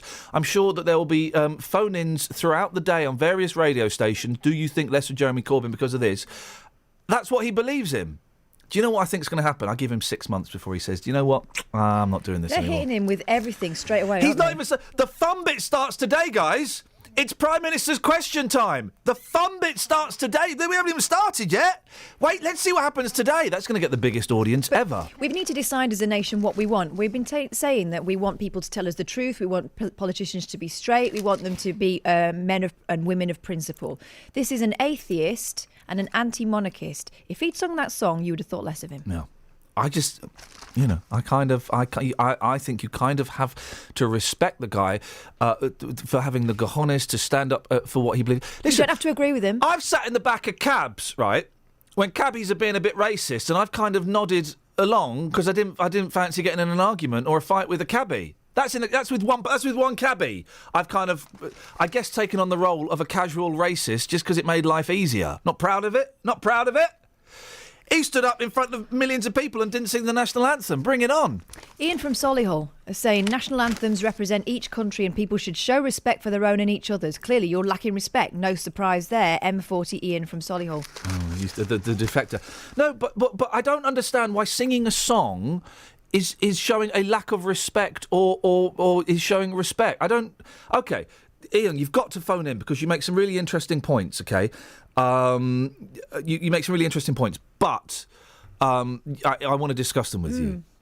Why do we need to show... Why is singing a song showing respect to a country? I don't know why. It's not about the country. The song's about the Queen, isn't it? It's all about the Queen. It's us being subjects. It's us in our place, Ian. It's us being controlled. It's us as the plebs. That's what it is. It's not about the country. That's why some people have called for, bizarrely, for Jerusalem to be the national anthem. Jerusalem, which is again us boasting about Jesus having come here when he probably didn't. On his gap year. 03459 455 555. I don't get what... I remember Wayne Rooney getting picked on mercilessly for not singing the national anthem. Yeah, but he probably didn't know the words. I don't think there was a principle there. Well, but again, I just think you don't sing the national anthem, so what? They kind of equate playing for the country, playing football, for the country is like fighting for the country. Oh, it's the equivalent of you know, in the tribal war, isn't it? Well, in World War II, there used to be you used to get cigarette cards of like heroic soldiers and fighter pilots, you know, like proper heroes, and football players and pop stars of. Justin Bieber is the Red Baron of his day. Really? Didn't quite work, but 03459 455 555. Why do we have a national anthem? Travel news for beds, cards and bugs. BBC Three Counties Radio. There are delays on the M1 into London between junction 9 for Redbourne and 7 for Hemel Hempstead because a lane's been closed there by a vehicle that's broken down. On the M25 anti-clockwise, it's slow from junction 17 for Maple Cross to 16 for the M40. And if you're using the M11 northbound, there's a lane closed just after junction 8 for Bishop Stortford. On the A40 in High Wycombe, there's roadworks at West Wickham Hill Road, and they're not looking too bad at the moment, but they could be busy later on. And on the trains, Great Northern still have no service between Finsbury Park and Moorgate because of a power cut. It's affecting trains from Letchworth Garden City until 9 o'clock this morning. Samantha Bruff, BBC Three Counties Radio. Thank you, Sammy. 7:16, Wednesday, the 16th of September. I'm Iain Lee. These are your headlines on BBC Three Counties Radio. Milton Keynes Hospital has been told by a coroner to improve leadership of its maternity services to avoid future deaths. Bedfordshire Police have confirmed plans to close 5 inquiry offices in the county from next January. And older motorists in Buckinghamshire are being urged to take driving courses in order to reduce the number of accidents. Shrink Wrapped on BBC Three Counties Radio. This week on Shrink Wrapped, we looked at suicide. Definitely drugs and alcohol have a big significant impact on making people vulnerable to completing suicide. And the effect it has on everyone involved. Unfortunately, because of the time of day and the location, we had a lot of people gathering. You know, there were people shouting at him to jump. Shrink Wrapped. It's really, really important to have a conversation. And that's one of the big myths, I think, around this area. If you missed it, go to bbc.co.uk/Three Counties Radio, where you can catch up on what you missed. It was when he said to me, I believe you can get better and I believe you can get through this. Shrink Wrapped on BBC Three Counties Radio. This is Iain Lee on BBC Three Counties Radio. Older motorists in Buckinghamshire are being urged to take driving courses in order to reduce the number of accidents. The campaign's being run by the County Council to keep mature motorists driving safer for longer. Follows a 60% rise in the number of serious collisions involving drivers over 65. Well, Mark Shaw is the councillor in charge of transport at Buckinghamshire County Council. Morning, Mark. Mark, just explain a bit more why you want more older people to do these. Oh, Mark's disappeared. There's me thinking I had the wrong fader. We'll get Mark back in a second. It's something I've been saying for ages and ages. When I say it, you get all angry. When the council say it, yeah, it's quite a good idea, that, actually. I think I might do that. Makes perfect sense. When you get older, your body and your mind slow down and are less effective. That's a fact. Mark, this sounds like a cracking idea to me. Tell us more about what it involves. Well, basically what it's about is we want to ensure that our more mature drivers are safe and confident on the road. We've got more people living longer. So what we do, if people apply for this, is we send someone to go along with them, sit in the car, go along routes that they use every day, whether it's to the shops, the post office. And then at the end of the session, they go through a list of issues that maybe they haven't been looking at their mirrors, their braking has been a bit dodgy, or they've been very hesitant at junctions, and try and work through those. Why do you think it's necessary? I think it's like anything. As we get older, we do lose our confidence a little. We do become more hesitant. I mean, I know even at my great age of 47, I have challenges when I'm going through the highway code with my son who's trying to do his theory to pass his driving test at the moment. So it helps us all, really. The problem is, because we've talked about this a lot, I've been suggesting for a long time something a little bit harsher than you. I think everyone over the age of 67 should have to do a driving test at least every couple of years. You're a tough man. I'm a very tough man. I just want the roads to be safe, and it's not me being contentious. I do think, well, listen, I'm 42, and I am slower physically and mentally than I was when I was 22. You know, I can feel that process. Lots of older people do not believe, do not believe that their driving is not as good as it was 30 years before, or even 10 years before. They will not accept, until they have an accident, that there might be, that they might not be driving as well as they used to. Yeah, and I very much understand that point of view, and I think that's the reality of why we try with these courses, these assessments, to make it non-judgmental. It's not like driving your test that it's a pass or fail at the end of the day, but it's about working with people and encouraging people to think safer, to realise they may have one or two issues, to focus in on the problems they have. And indeed, we've got one lovely lady who's taken this 5 times. She's blimey. 85, because she wants to be safe on the road. And also, more importantly, she wants to be able to get out, not be isolated in her home. And, that's really important as well for our elderly people, that we don't just leave them at home with no means of getting about. Oh, yeah, exactly. But what if one of your who are the people that go out in the cars with them? What's their qualification? We've got several assessors that go out with them. They're fully assessed and up to their advanced driving skills and all that sort of thing. So supposing one of those assessors went out and just thought, oh, blimey, this old boy should not be on the road. Do they have any powers to take away their licence or their keys? What we do is we do a full assessment, a full written assessment. We go through it with them at the end of the course. If someone is showing huge problems, we may refer them to their doctor. We may refer them to an Alzheimer's clinic, which we've had to do several times, a memory clinic. Or if someone is showing extreme poor driving skills, we will send them on to have a further course, and they will then decide whether their licence should be taken away or not. And it's the course that decides that, not the person.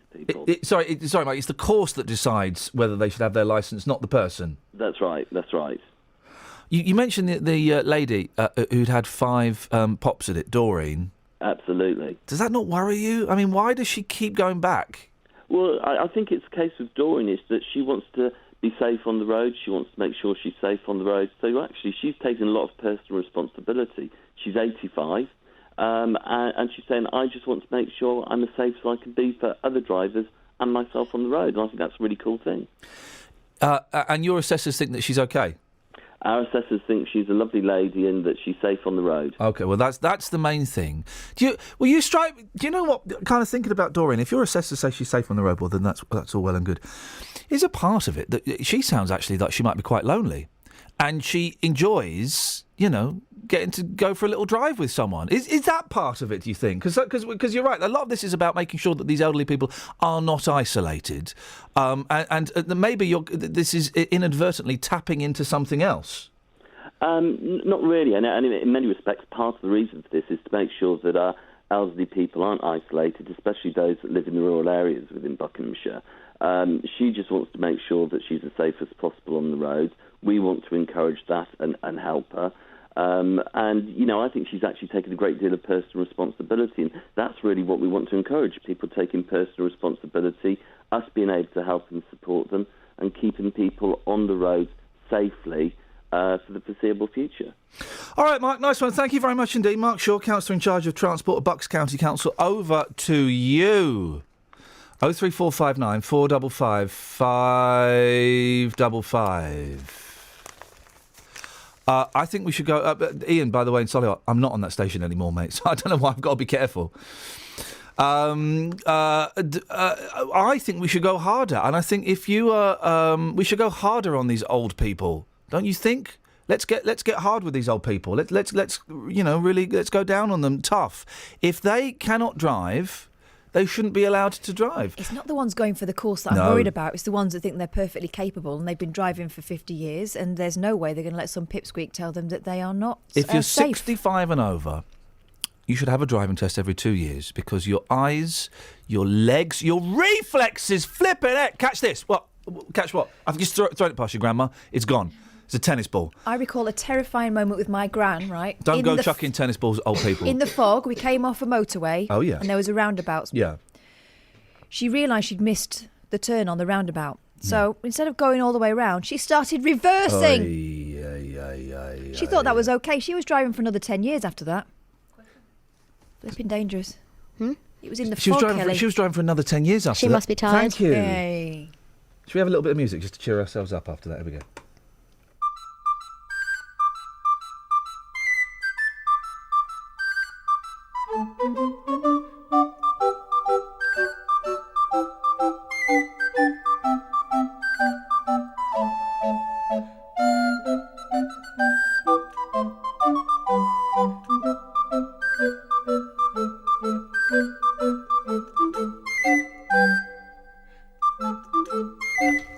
Iain, trust me, I wasn't. John's in Milton Keynes. Morning, John. Morning. What you got for us, boss? Well, about the national anthem. Why do we have it? I think Catherine got it right a few minutes ago when she said it was completely tribal. It reinforced. If people want to reinforce themselves with their own tribe, they'll sing it, and the people in charge of the tribe are saying, look, you're part of a bigger thing. But I can be British or English or whatever-ish without having to sing that silly song. It's a dirge. No, I'm absolutely agreeing with you. It's almost like brainwashing. Look, we've got the best tribal song, better than your tribal song. He's made a brave stand, it could be argued, Corbyn, by not singing it, knowing that the press would pick him up on this. Oh, very much. I think he did excellent by not singing because he does not believe in it. So don't sing it. I'm absolutely with him on that. I just think as well we're missing the point. Let's attack the man for his policies if we disagree with them or if they're ill thought out. Let's not attack him for things he said 30 years ago and for his reluctance or reticence to sing a 200-year-old song. It just seems a little bit odd for me. Yeah, but well, I don't want to get too political about it, but our vested interests in the media want him to be demonised as quickly as possible. Gosh, controversial. I couldn't possibly comment, but we need to get a groovy national anthem, don't we? Yeah, well, Jerusalem was mentioned, and it's not another sort of flag-waving how we are, because William Blake was a great radical, and if you look and read the words very carefully, he's being closer to Jeremy Corbyn than God Save the Queen. But it's about Jesus, isn't it? Jerusalem. It's a Christian song, so there are some. Really, no. Did those feet in ancient time walk upon England's green old hill? What it's saying is that may be the case, but now it's the Satanic Mills, the Dark Satanic Mills. Let's get back to the Satanic Scott Mills.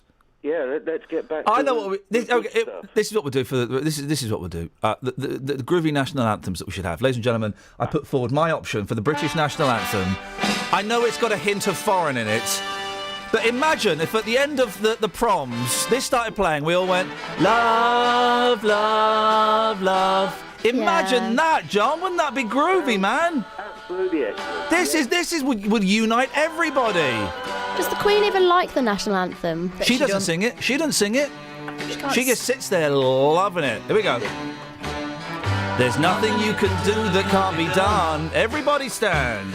There's nothing you can sing that can't be sung. There's nothing you can sing that you don't know how to play the game. Learn the words, how about that? Well, that's how we sing the... You can change it, like, it's Queenie. It's Queenie. There's nothing you can do...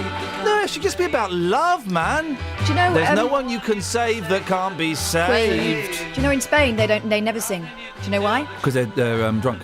There are no words. There we go. It's easy. It's Queenie. It's easy. What a message.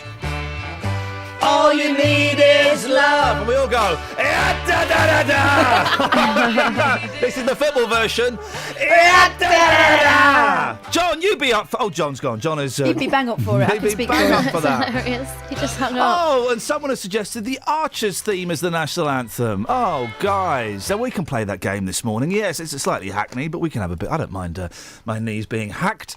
With the groovy national anthems, please. 03459 455 555. And why do we have one? Travel news for beds, cards and bugs. BBC Three Counties Radio. On the M25 anti-clockwise, it's very busy between junction 17 for Maple Cross and 16 for the M40. On the M1 towards London, it's reopened fully between junction 9 for Redbourne and 7 for Hemel Hempstead, where there was a lane closed because of a breakdown. And the A1M southbound, it's looking quite slow between junction 8 for Stevenage to 7 for the A602. On the M11 northbound, there's still a lane closed just after junction 8 for Bishop Stortford. And on the A1 southbound, approaching the Black Cat roundabout, there is delays back from the St Neots junction. On the trains, Great Northern have no service between Finsbury Park and Moorgate because of a power cut, so it's affecting services from Letchworth Garden City until around 9 o'clock this morning. Samantha Bruff, BBC Three Counties Radio. Across beds, hearts and bugs. This is BBC Three Counties Radio.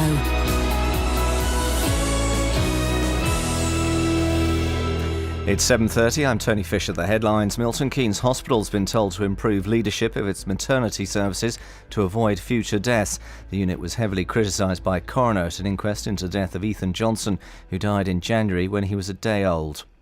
Bedfordshire Police have confirmed plans to close 5 inquiry offices in the county from next January. The front desks of the police stations in Houghton Regis, Biggleswade, Dunstable, Leighton Buzzard and Flitwick will shut as part of proposals to save £250,000. A member of Labour's shadow cabinet has said it would have been respectful, right and appropriate for Jeremy Corbyn to have sung the national anthem at a service to commemorate the Battle of Britain yesterday. Shadow Minister for Women and Equalities, Kate Green, said her party should have sung the anthem, and not to have done so will have hurt and offended people. And older motorists in Buckinghamshire are being urged to take driving courses in order to reduce the number of accidents. Follows a 60% rise in the number of serious collisions involving drivers over 65. Three Counties Sports. BBC Three Counties Radio. Manchester United manager Louis van Gaal says it was a very bad tackle that caused defender Luke Shaw to suffer a double fracture of his right leg in their 2-1 Champions League defeat at PSV Eindhoven. The heavy challenge went unpunished and could have long-term repercussions for the player, as Conor McNamara explains. Down through the years, we've seen certain players' careers ending due to double fractures like this. But then Henrik Larsson had a very bad broken leg and came back and not just played but scored many goals. In his favour for Luke Shaw is that he's young, but it would be very unlikely to see him play again this season. Manchester City's European woes continue. Despite leading with 20 minutes to go, they lost 2-1 at home to Juventus, a result that manager Manuel Pellegrini thinks didn't reflect the match. Well, I think that was a strange game. I don't think that we deserve to lose this game. We played better than Juventus. We had 3 clear options to score. I think that really Buffon made good save, and we were very unlucky, especially in the first goal. So we play against a strong team with not too many options, but I think that we controlled the game. Elsewhere, Cristiano Ronaldo moved 3 clear of Lionel Messi at the top of the Champions League scoring charts after a hat-trick against Shakhtar Donetsk. Tonight, Chelsea host Maccabi Tel Aviv at Stamford Bridge. Arsenal travel to Dinamo Zagreb but are likely to be without Per Mertesacker after the defender was involved in a minor road traffic accident on Monday on the M1. Jack Wilshere and Danny Welbeck are also out. And the Information Commissioner has ruled that the confidential terms of West Ham's move to the Olympic Stadium should be made public. A BBC documentary revealed that West Ham would be getting many of the running costs of the £700 million stadium paid for them by the taxpayer. That's your news and sport headlines. The next full bulletin is at 8. This is Iain Lee. Thank on you. BBC Three Counties Radio. Okay. Groovy national anthems. We've had a few suggestions. Let's rattle through them, shall we? Scott on Twitter has... Now, I don't know this. L'Internationale. No, I don't. Well, I've just downloaded it for 79 pence. So this is what he thinks we should have.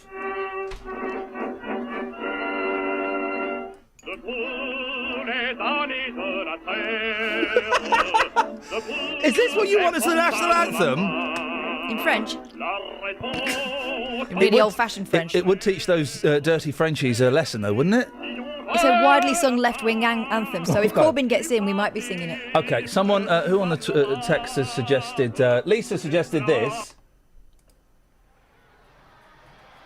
Oh, hang on a minute. Here we go. Oh, tune. Oh, yeah. Yeah? Yeah, man, yeah.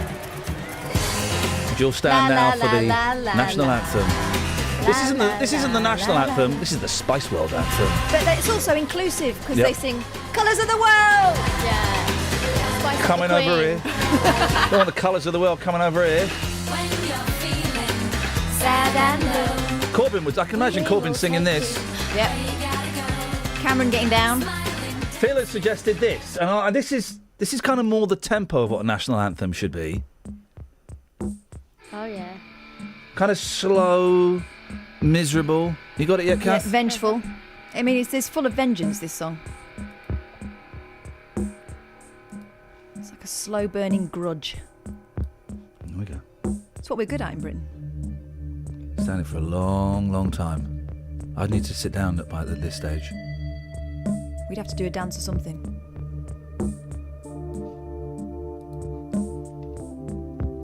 I don't think I've ever actually listened to this song. I'm just aware of its existence in musical history. Hang on. Much like the national anthem. Thank you. Did you see him play this on Top of the Pops? He had a paint pot on top of his piano. You know why? Because she was having it away with the decorator. That's what you had to believe. Thank you very much. Here we go. No, that wouldn't work. Justin, any ideas for groovy national anthems? Oh, yeah. What about the Beatles' Yellow Submarine? You know, a bit psychedelic and something we can all sing along to? I think it should be a Beatles song, right? So do I, yeah. But then Jumpy Gravy... You don't want that. Jumpy Gravy. No, what's it called? Grumpy Jamie. What did Davey call it? Horny Davey. Gropey Jamie. Gropey Jamie says, I don't like the Beatles. Oh, What? come on, Jay, come on. Behave yourself. Yeah, so... Dennis? Dennis, what do you reckon should be a cool national anthem? Land of Hope and Glory, Mother of the Free. For goodness sakes, You know man. the Americans sing that, different words. Yeah, well, that's their fault, not ours. Here's a good one. Here's a good suggestion from David. David has sent this in. I don't think anyone could disagree with this. Here we go. Hang on.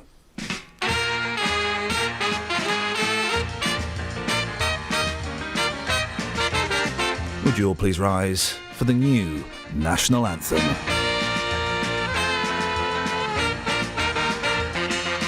Cool Britannia, Britannia, you are cool. Take a trip.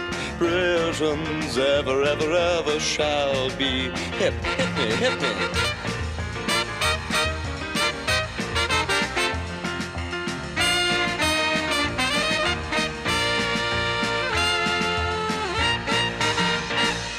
Now that works, doesn't it, Den? It would do, and it'd wake you up so you could go to bed after watching a nice pile of rubbish. And do you know what's good about it? Yes. It's a minute long. It's Good. short. It's short. It's done. It's dusted. You're up. You're out the cinema. Beautiful. The Royal Albert Hall is empty. Everyone's gone. Fantastic. Yeah, that's a good one. Dennis, what you've not called in about that, and No, I haven't. You were on about Corbyn not singing because he'd got steel balls. I probably hadn't got any balls at all, and his voice is so high, he didn't want to be heard singing. Well, good for him. Tony is tweeting. I did spot this, Tony. I was going to say it. I thought, oh no, maybe it's a bit flippant, but you've said it, so I can say it. It's not that he didn't sing that bothers me. It's the fact he looked like a scruffy schoolteacher at an assembly.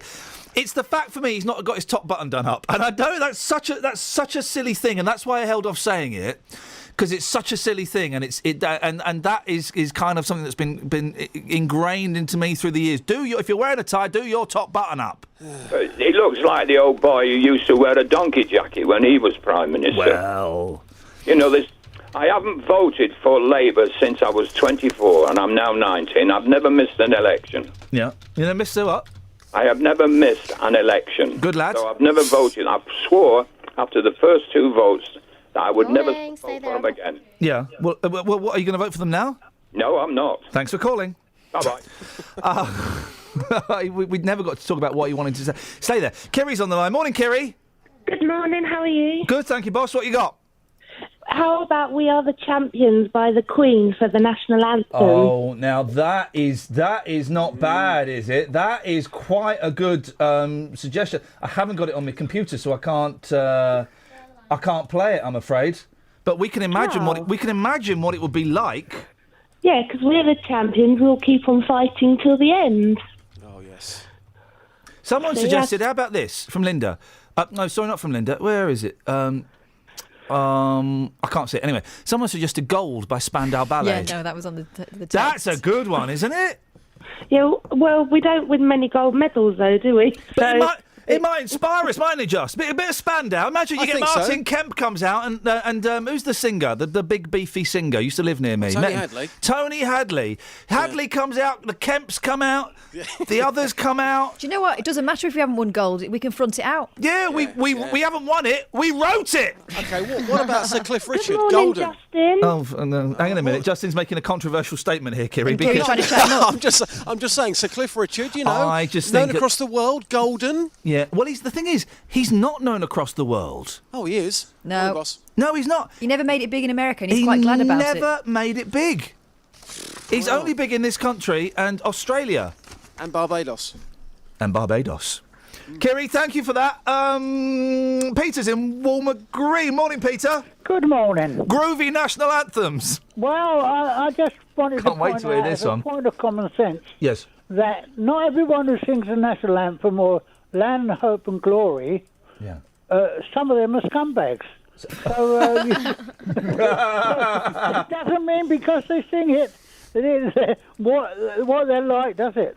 Isn't that no? Well done, you. You're right. There are some scumbags. What do sing this song? Pardon? We've had an interesting suggestion from Chrissy, right? Yeah. Of a national anthem, Peter. Now you're the generation we're going to have to get this past. Okay, so have a listen to this. Hang on a second. I just need to jump forward a little bit because it's Careful. No, is it rude? Yeah. How rude?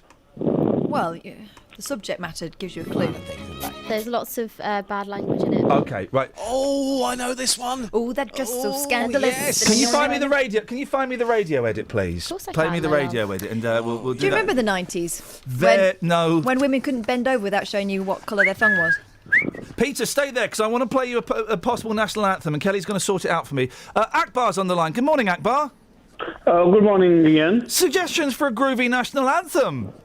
Well, I don't have a ready-made suggestion at the minute, but national anthems are very important. It's a statement of intentions, it's values of Okay, of a nation. what values and what statements of intent does God Save the Queen make? God save the Queen has been an institution as far as I can remember, and my parents can remember. And but what statement of intent does that song make, apart from pretty much taking over the world and being rude to Scotland? Well, it depends on everybody's point of view. But Well, tell me your point of view. My point of view is this: that it is unnecessary and should be replaced with something more modern and something more reflective of the nation that we are at the minute. And I've got an idea. I've got an idea. How about this? Oh no, hang on a minute. Sorry, hang on. Being very careful. What a raunchy video. How about here you go, Akbar? You'll like this one. How about this? Jude, don't make it bad. Take a sad song and make it better. And then you kind of miss out some of the verses, and then it just jumps to na na na na. Hey, do now. Would you be up for that, Akbar? Ian, sing along, Akbar. Sing with me. Na na na na. Akbar. Na na na na na. Sing along, Akbar. Come on, Justin. Na na na na. Akbar. Here we go. All together now. Na na na na na na. Na na na. Akbar. Hey, Governor. Yes, boss. I'm going to wee on your fire right now. Go on, Do you know why's that? why? Why? Because when it comes to the national anthem, you went to stand up, correct? Yes, yeah? sir. Yes. Now, when we went to go and watch Paul McCartney live, Yes. and he performed that song, Yeah. you refused to stand up, so it's not going to work, is it? You're right, Justin. You've got me on a technicality, Yeah. Akbar. He's Yeah. got me on a technicality. And also, it would probably be inappropriate to the Queen to sing your name in it. Yeah, Someone was the other complaining. day you played a clip naming so many countries, and I think that is... Oh, the alphabet of nations? Yes, and that reflects very well the kind of Britain we have today. Oh, Akbar wants the alphabet of nations as the theme tune. You know what? That might just work. It could be an excellent idea. If only. Hey, Akbar wants this. Hang on. Oh no, hang on. That's actually the national anthem. Hang on a second. Oh blimey, where's it gone? Oh, someone's nicked it. Oh blimey, you see, we can't break it. Akbar, thank you, Peter. Yes. How about this? This is the thing that I thought you might like. This thing right here is letting all the ladies know what guys talk about. Yeah. You know. Yeah. The finer things in life. It's gonna make love in Check your it out. thong. Ooh, that dress so scandalous, and you know I never couldn't handle it. So you're shaking that thing like who's the ish with a look in your eyes so devilish. Do you think this will work, Peter? No, I Thong think Song? Sunday morning coming down would be much better. Do you like Thong Song? Sunday morning coming down would be much better. Do you know who wrote Sunday Morning Coming Down? No, I It's don't. my friend wrote Sunday Morning Coming Down, a woman called Margot Gurian. Oh, well done. Well, you knew that, did you? Yeah, I did know that. That was Johnny Cash's best song, actually. He wrote, hang on. Let me see that song. Imagine singing that as the Queen stood there. Do you reckon that was Cisco Thong Song? You're not up for that, Peter? No, not a disco song. No, okay, not a disco song. We're too many people jumping up and down now. Yeah, and I wish they. Well, if everybody in China jumped up and down at the same time, the world would sink. No, not at all. Okay, thanks very much indeed, Justin. I'll come back to you after this. Travel news for beds, cards, and bugs. BBC Three Counties Radio. It's very busy on the M25 anti-clockwise between junction 20 for Kings Langley and 19 for Watford. The M1 slow in both directions now around junction 10 for the Luton Airport. And in Toddington on Harlington Road, there's been an accident between just off the M1 at junction 12 near Park Road. In Dunstable on the High Street North, it's looking slow on the speed sensors near Church Street at the A505, and the A1 southbound is slow approaching the Black Cat roundabout from the St Neots junction. On the trains, Great Northern still have no service between Finsbury Park and Moorgate. Samantha Bruff, BBC Three Counties Radio. Sammy, thank you very much indeed. Oh no, it's Chris Christopherson, not Margot Gurian. She wrote another song with a similar title. Just to get those facts cleared up, for goodness sakes, before you pendants start poning me. We'll play some Margot Gurian tomorrow. She's brilliant. Right, 7:46. These are your headlines on BBC Three Counties Radio. A coroner has heavily criticised Milton Keynes Hospital following the death of a one-day-old baby at the trust in January this year. And Bedfordshire Police have confirmed plans to close 5 inquiry offices in the county from next January. Let's get the weather. Beds, Herts and Bucks weather. BBC Three Counties Radio. Good morning. It is a rather cloudy start this morning and some heavy rain expected later on today. Now, the Met Office has issued a yellow weather warning for heavy persistent rain. At the moment, we're getting away with it quite lightly. We've even got some bright spells out there. Just a splattering of showers across the 3 counties. Later on this afternoon, though, we could see some heavy thundery downpours arriving, which could cause some problems with surface spray and localised flooding. Maximum temperature is going to suffer because of this weather. We're looking at a maximum of just 15 Celsius, so feeling quite chilly as well. Overnight tonight, still further outbreaks of rain, but they're moving eastwards as the low pressure causing them pulls out towards the North Sea. As that does so, we will start to see the wind pick up. So quite a breezy night, minimum temperature 9 Celsius. Cloudy and windy first thing tomorrow. Any remnants of rain, which is unlikely, should clear eastwards, and then we'll see some sunny spells. Still some showers tomorrow afternoon, but feeling warmer with a maximum of 18 Celsius. That's your forecast. Ladies and gentlemen, would you please all be upstanding as we sing the new national anthem? I get knocked down, but I get up again. You're never gonna keep me down. I get knocked down, but I get up again. You're never gonna keep me down. Sarah's digging this. This is what you wanted, isn't it, Sarah? Yep, definitely. I think it sums up the great British public in one song. Even though, now let me just be the voice of dissent. Chumbawamba do describe themselves as anarchists. Well, there you go. You've got Jeremy Corbyn as the leader of the opposition and an anarchist-type national anthem. Everybody's happy. And it's a good sing-along, isn't it? And there'll be people that are showing off that can do the fast bit. Exactly. The girls could sing this bit. Exactly. Exactly. It has everything. Hang on a second. Catherine? I hate this song. Oh, flip it. Just because it describes your 90s. That's it, doesn't it? This is your 90s. Look, Bacardi Breezer was not my friend. Let's just put it there. Sarah, it's on the list, Sarah. It's an excellent suggestion. Thank you very much indeed. We're looking for groovy national anthems. All because, well, Jeremy Corbyn has prompted debate.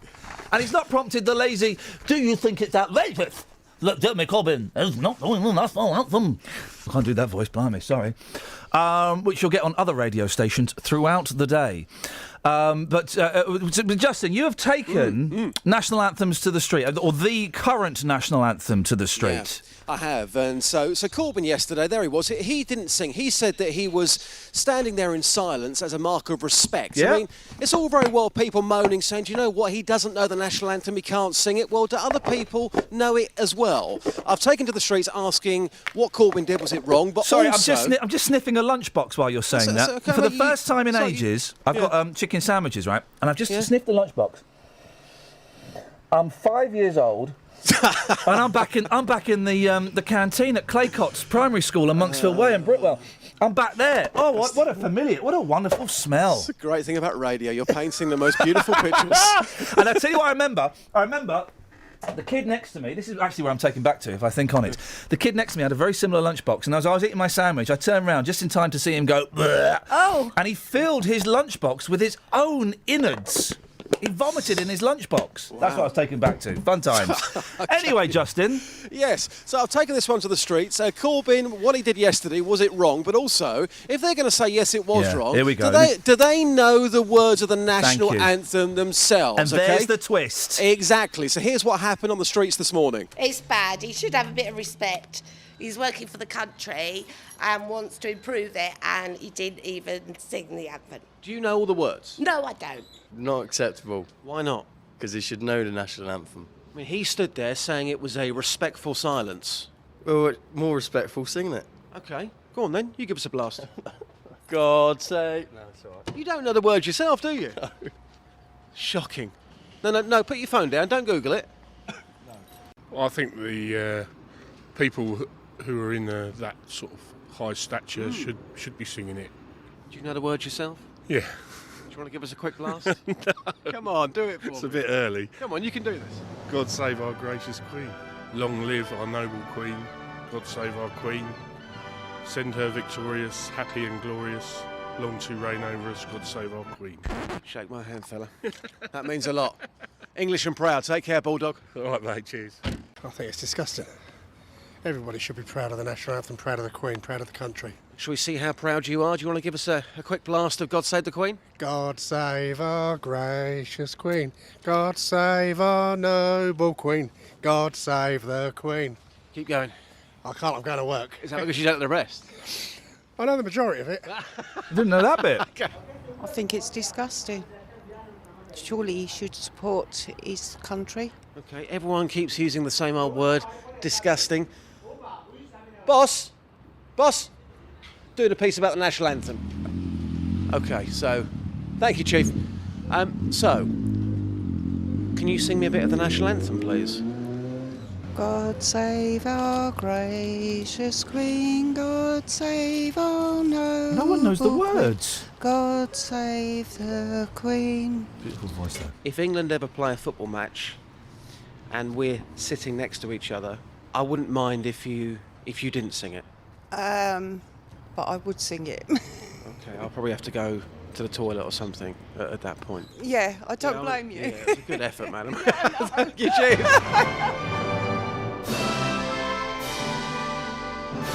I don't think... Well, only one of those people, Justin, that sang it got it right. It's all very well mouthing off saying Corbyn Yeah, is isn't it? disgusting. It's all Isn't very it? well saying that, but back it up. Here's a suggestion. Here we go. Have a listen to this. Hang on. Anyone recognise this? We'll get rid of the drum bit. I mean, we'd have to remix it. You know it, Just? Yeah. What is it? This is, oh, God, I know the words. I can't Come on. remember the title of it. Come on. Here we go. Teenage Dirtbag. Oh, just in time, boss! This is a tune, and they're celebrating their 15th anniversary, Wheatus, and playing the same venues that I'm playing, and playing the whole debut album in its entirety.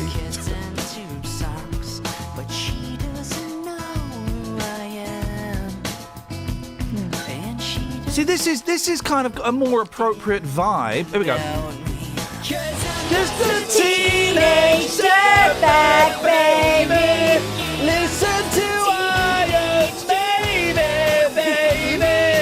Touching my little nose, say, baby. Something like that.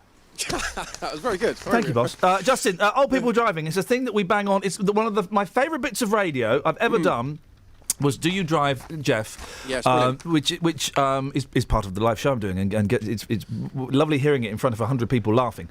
But it came from a point of kind of truth. I think that if you are an older person, 65 plus, you should have to take your driving licence every 2 years, and if you fail your driving test, then you should lose your licence. As you get older, you get weaker mentally and physically. And I genuinely, to make the road safer, then you'll get old people saying, well, but young people are dangerous. Yeah, I think we should raise the driving age to 22. Yeah. But our older people, I think, are not as good at driving as they think they are. They've picked up bad habits. A lot of the rules have changed. There are new signs. And their reactions and their mental faculties just fag papers width off being as good as they used to be. Yes, in the last hour, I'll be talking to older drivers, and the last time I did this, which was a very long time ago, it can get very tense, because if you say to somebody, look, if you're over the age of 65, what about a retest every 2 years? Straight away, you get their back up. But as you just pointed out there, there's a very good reason for a lot of people who are over the age of 65 being retested. So we'll see what happens. Justin, I hope you make it back alive. Those, I mean, they may not be able to run, but they do have sticks at their disposal that they can whack you around the head with. Weapons of mass destruction. Justin, speak to you later on. Ta-ta. 03459 455 555. What about Queen of the Night? I don't know her. I don't know it. Oh, Texas. Whitney. Whitney. I don't know if having someone who died in the bath is appropriate. Is it? I don't know. Is it? I don't know. We'll have to discuss that. We'll have a working party. Emphasis on the party. Party, working party. And we'll find out. Groovy national anthems, please. And I still kind of think it should be a... hang on a second. Dave reckons...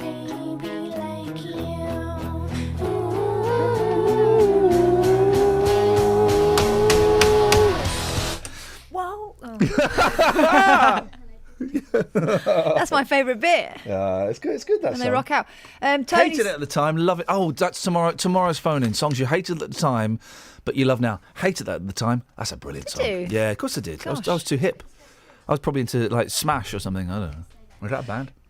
Smash Mouth. Smash Mouth. No, Smash was a band as well, isn't it? Was it? Yeah, they were like anarchists or I something. know it was like a potato substitute. Go on. Tony says Corbyn is spot on for not singing the national anthem. He's not two-faced. He's in favour of us being a Democrat. What's wrong with being a principled man? I can't spell hypocrite.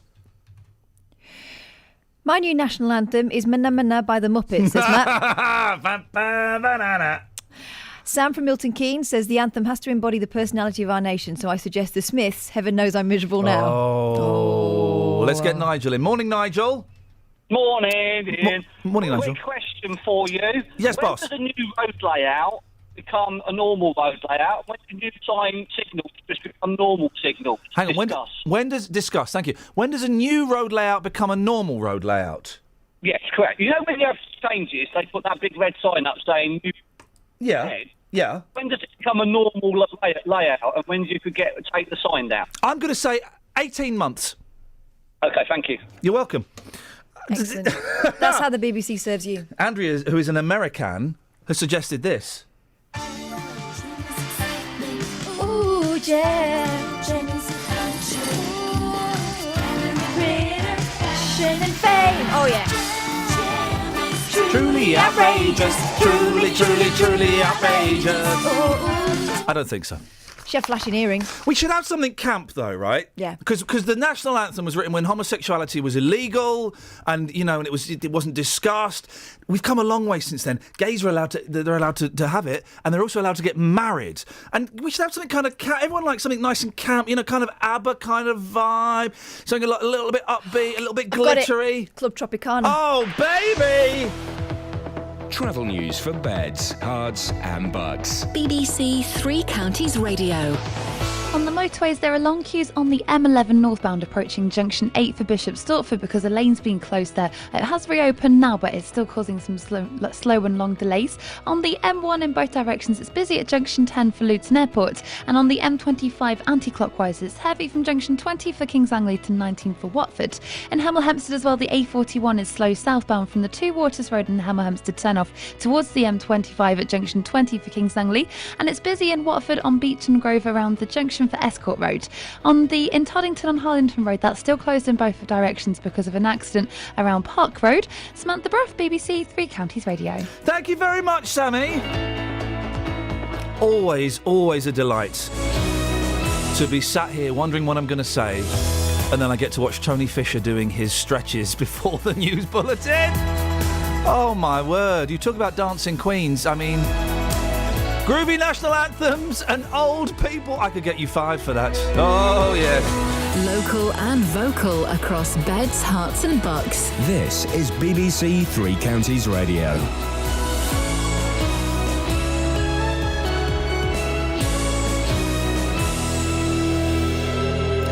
It's 8 o'clock, I'm Tony Fisher. The headlines: coroner seeks urgent improvements at MK Hospital following another baby death.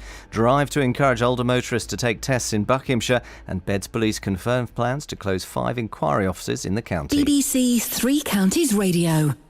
Milton Keynes Hospital has been told to improve leadership of its maternity services to avoid future deaths. The unit was heavily criticised by a coroner at an inquest into the death of Ethan Johnson, who died in January when he was a day old. The Trust says it's already made a number of changes following the deaths of 5 babies over an 8-month period between 2013 and 2014. Gary Williams is the family solicitor. Her Majesty's Senior Coroner, Mr Osborne, concluded that there was a missed opportunity in not making the decision for a caesarean section earlier. Ethan's family strongly believe that such a decision would have led to a better outcome. 2 members of Labour's shadow cabinet have publicly said Jeremy Corbyn was wrong to keep silent during the singing of the national anthem at a service to commemorate the Battle of Britain yesterday. The Shadow Work and Pensions Secretary, Owen Smith, said he'd advised Labour's new leader to sing the song irrespective of his Republican views. The Shadow Minister for Women, Kate Green, said it would have been right and respectful for Mr Corbyn to sing it. It will have offended and hurt people. Jeremy absolutely stands with and respects everybody who has fought, who has lost their life, been wounded in fighting oppression and defending our freedoms. For many people, the monarchy singing the national anthem is a way of showing that respect.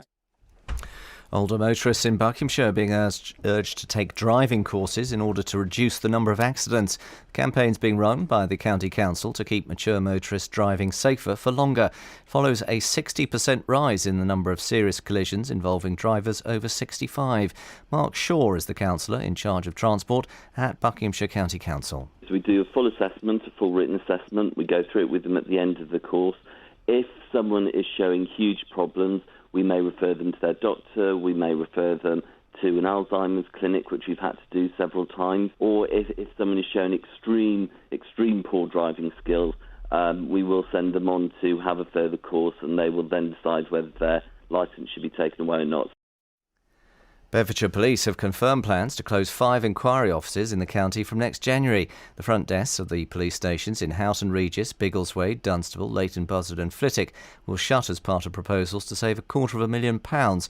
The front desk at Flitwick only opened last month. More from Carol Abercrombie. The force says the community policing teams will remain at the stations, and an inquiry office will also open at the headquarters in Kempston next year.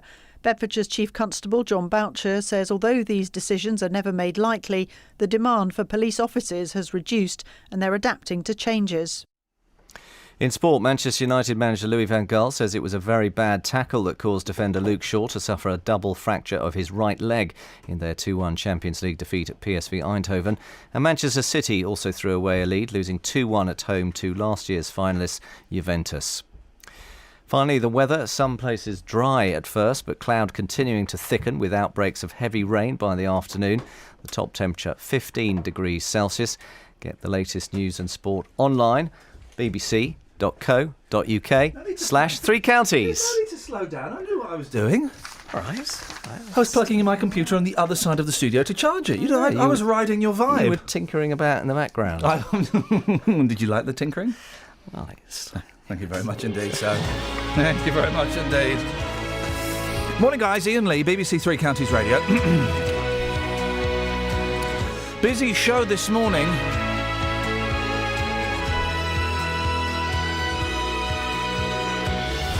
Old people, 60. We've done this before, and I kind of had made a little vow with myself never to do this again, but it's come up legitimately. Old people should have to take their driving test every 2 years because, well, they're not as good as they was when they was young people. You take your driving test, if you fail it, you're out. You lose your licence. You can apply for it again. I'm not a complete fascist, but seriously, you older guys and gals are causing mayhem on the roads. It's like Brands Hatch out there. Also, is anyone... the national anthem, OK? Jeremy Corbyn didn't sing the national anthem. Now, is anyone genuinely upset by this? And you've got to think and analyse your thoughts. Are you genuinely offended he didn't sing the national anthem? Or is it that kind of faux indignation that the newspapers are feeding you? You've seen the front page of The Sun, which is outraged. It's been on the telly, and everyone's outraged. But if you are outraged, can you tell me why? Phone up and tell me why, because I do not get it. Oh, and groovy national anthems we could replace our dreary one with, please. 03 459 455 555. Across beds, hearts and bucks. This is BBC Three Counties Radio. You gave me the look, Boyley. That means you've got something excellent to contribute to the show. Wow, we've got this text through. It's really long. I wish this person would have rung in. One, we would have known whether it was a man or a woman, or indeed who it was in the first place. But this is an interesting story. When I was a poor 21-year-old student, a 74-year-old man crashed into the back of my car. He was driving too fast in the fog. 53-year age gap. He hit me Will so... never work. Well, it didn't. Hit me so hard that he wrote off my car and the car in front of me. After the crash, he was so confused I called an ambulance. The insurance offered me so little money for my old but very much loved car that I couldn't afford to buy another one. I needed transport for my research. I had to hire a car so he can attend the sites I needed to fit the research, and he never even apologised. Wow, so many questions. What research was he doing? Vital research. I'm hoping this person was doing research into time travel. I'm guessing it hasn't worked yet. Because they would have sent us a text with their name on. Or rung us up. Or they would have sent us a text saying, I was never involved in a car crash with an old person. Yeah. Ever. That would have been better. Certainly not in this timeline. 03459 455 555 is the telephone number. We'll come back to that in a bit, onto slightly weightier issues. A coroner says he fears that unless issues with leadership in maternity services are addressed at Milton Keynes Hospital, there could be more deaths there in the future. The unit was heavily criticised at an inquest into the death of Ethan Johnson, who died in January when he was just a day old after there was a missed opportunity to deliver him sooner. Well, Gary Williams is the family solicitor. This is what he had to say. Ethan's death was reviewed internally by the hospital. That investigation concluded his death was unavoidable, but Ethan's family felt this investigation left many questions unanswered and issues unaddressed. As a result of the inquest hearing, Mrs. Johnson now feels that she has a much better understanding of what happened on the day Ethan was born, what the risks were, and what could have been done to change what happened. Well, Ethan died after the Trust had made a number of changes following the deaths of 5 babies over an 8-month period between 2013 and 2014. Ed Neal, head of Women's and Children's Services at MK Hospital, says they are learning lessons. We have new members of staff in post, a new matron, a new head of midwifery since Ethan's death already, and we are seeing changes within Milton Keynes Hospital that I'm quite confident will help to satisfy the coroner when we respond to the detail of his letter. Very sad story. Roy Lilly is a former NHS Trust chairman. Morning, Roy. Ian, good morning. How unusual is it for a coroner to make a report to prevent further deaths? Well, the coroners normally make a much shorter verdict. They say if someone died through suicide or misadventure or what have you. This is called a narrative verdict, which has been open for coroners, I think, since about 2001.